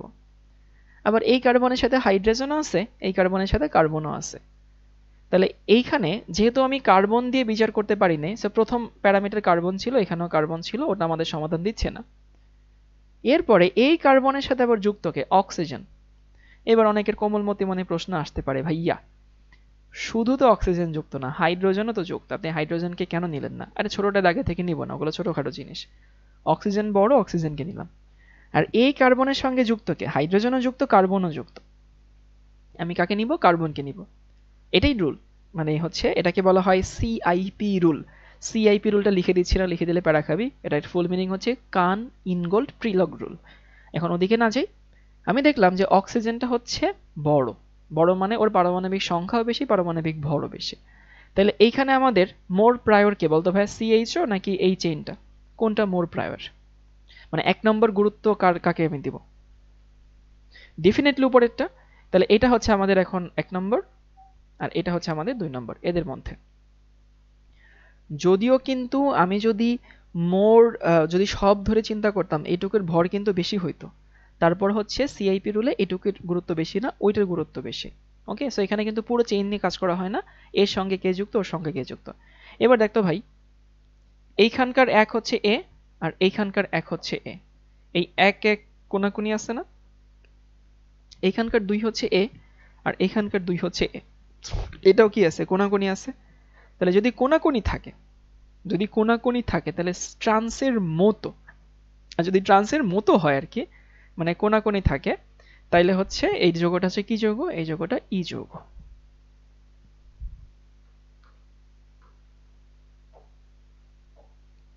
আর যদি একই পাশে থাকতো তাহলে সেটা জেড যৌগ হইতো। সিসিটা বুঝে নেই সাবা। সাবা এই কার্বনের সাথে কার্বন যুক্ত না? দেখ এই কার্বনের সাথে তো এই কার্বনটাও যুক্ত, এই জন্য আমরা এই কার্বনের সাথে আরেকটা, প্রথম প্যারামিটার ছিল এখানেও কার্বন, এখানেও কার্বন, প্রথম প্যারামিটার ছিল। প্রথম প্যারামিটারের সমাধান পাইনি, তখন এই কার্বনের সাথে অক্সিজেন যুক্ত, এই কার্বনের সাথে কার্বন যুক্ত, এই জন্য হচ্ছে আমি পরের প্যারামিটার এখানকার অক্সিজেন, এখানে কার্বন। তাহলে কি বুঝতে পারছি ইজেড সমানও কি জিনিস? তাইলে এটা ই যৌগ। হ্যাঁ, যদি বিপরীত সাইডে হয়, এই যে 1 1 বিপরীত সাইডে হয়, 2 2 বিপরীত সাইডে হয়, এই যে বিপরীত সাইডে হইছে না, দেখ এই 1 এই পাশে, এই 2 এই পাশে, এরকম বিপরীত সাইডে হলে সেটা কি হয়? ই যৌগ হয়। তাহলে আমাদের এই পর্যন্ত ছিল হচ্ছে জ্যামিতিক সমানতা। তাহলে জ্যামিতিক সমানতার ক্ষেত্রে মেইন ব্যাপার হচ্ছে কার্বন কার্বন মুক্ত ঘূর্ণন বন্ধ হইতে হবে, 1। 2 নম্বর, কার্বনের যে দুইটা হাত ফাঁকা থাকে, সেই দুইটা হাতে যদি সেম জিনিস না থাকে, ভিন্ন জিনিস থাকে, সেখানে জ্যামিতিক সমানতা হয়। সো আমরা দেখলাম কে জ্যামিতিক সমানতা দেখাবে বা কে দেখাবে না, সেই শর্তগুলো আমরা পারবো। জ্যামিতিক সমানতার পরীক্ষায় আসার মতো জিনিস হচ্ছে ভাই এই যে একদম এইটা দিয়ে অ্যাডমিশন টেস্টে প্রশ্ন দিয়ে ভাই ভরায় দেয়। মানে জ্যামিতিক সমানতার প্রশ্ন বললে এই স্লাইডে প্রশ্ন আসে। প্রশ্ন কি? মলিকুলার সিমেট্রি সিসের নাই, ট্রান্সের আছে। সিসের হচ্ছে স্টেবল না, ট্রান্স বেশি স্টেবল। সিসের মেল্টিং পয়েন্ট কম, ট্রান্সের মেল্টিং পয়েন্ট বেশি। সিস আবার পোলার, ট্রান্স আবার নন পোলার। সিস হচ্ছে মানে এক্সামে ভাই প্রশ্ন এখান থেকে আসবে। দাঁড়া এখানে তোর একটু স্টার মার্ক দিয়ে দিই, কোথায় যেন একটা স্টার দেখছিলাম, নাই, এই যে স্টার আছে। সো এটা হচ্ছে আমাদের পরীক্ষা আসলে কিন্তু এখান থেকে আসবে, আকাশে স্টার। হ্যাঁ, তাহলে এরপর হচ্ছে কি বলছিলাম যে মোট সমাণু যদি কখনো তোদেরকে বলে যে অ্যালকিন যদি সেখানে থাকে, তাহলে মোট সমাণুর সংখ্যা আর গাঠনিক সমানতার সংখ্যা কিন্তু আলাদা হয়। এবং হচ্ছে সাইন এন্টি কখন হয়? লোন পেয়ার থাকলে সাইন এন্টি হয়, এবং হচ্ছে ইজেড সমানও কখন হবে, যখন হচ্ছে জোড়ায় জোড়ায় থাকবে না, মানে সেখানে জ্যামিতিক সমানতা আছে কিন্তু জোড়ায় জোড়ায় নাই, সেটাকে আমরা কোন সমানু বলি, সেটাকে আমরা ইজেড সমানু বলে থাকি। দেখি এখান থেকে অ্যাডমিশনে কোথাও কোনো প্রশ্ন আসছে কিনা, আর তোদেরকে প্র্যাকটিস করাতে পারি কিনা। তোদেরকে আমি সিকিউ সলভ করাবো সৃজনশীল, কিন্তু সৃজনশীল একটা সৃজনশীল আসার মতো জিনিসপত্র আমি এখনো সলভ করাতে পারিনি। আচ্ছা একটা প্রশ্ন লিখে দেই। এই প্রশ্ন আসছিল হচ্ছে জাস্ট 19-20-এ। প্রশ্ন হচ্ছে এটা,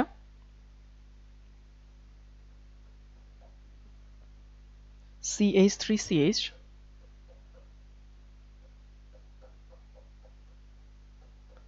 এখানে CH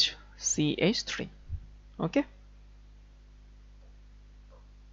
এর কতটি, মানে হাউ মেনি স্টেরিও আইসোমার্স, কতটি স্টেরিও আইসোমার আছে। আমি ইয়া দিব না, অপশন দিব না, তোর অপশন ছাড়াই আনসার করবে। স্টেরিও সমানও আছে।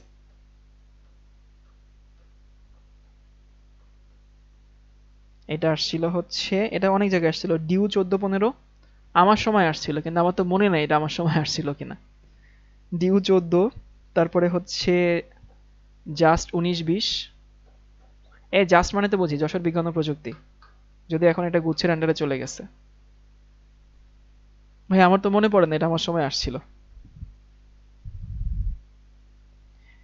এর কতটি স্টেরিও আইসোমার আছে? উত্তর কি হবে ভাই? উত্তর 2 হবে, অবশ্যই 2। মানে এটা তো প্যারাগ্রাফ খাচ্ছিস সবাই, কারণ 2 মানে কোনটা ভাই, এখানে সিস ট্রান্স হবে, আর তো কোনো স্টেরিও আইসোমার হয় না, তাই না? তাহলে উত্তর 2 হইতে বাধ্য।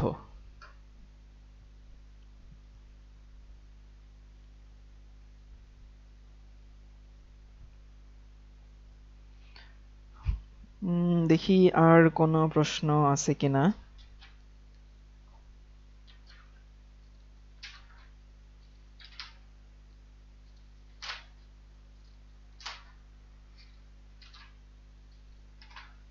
আরেকটা মজার প্রশ্ন ছিল, দাঁড়া একটু দেখি, আমি খুঁজি।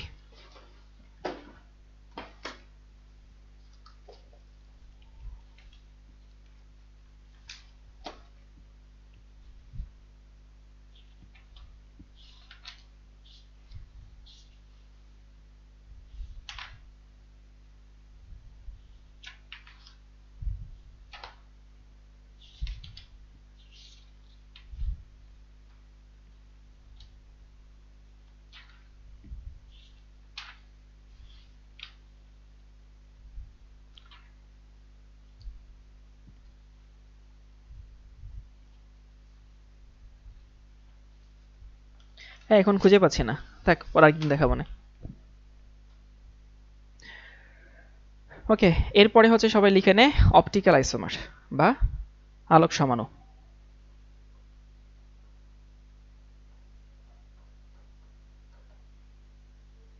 Optical isomer.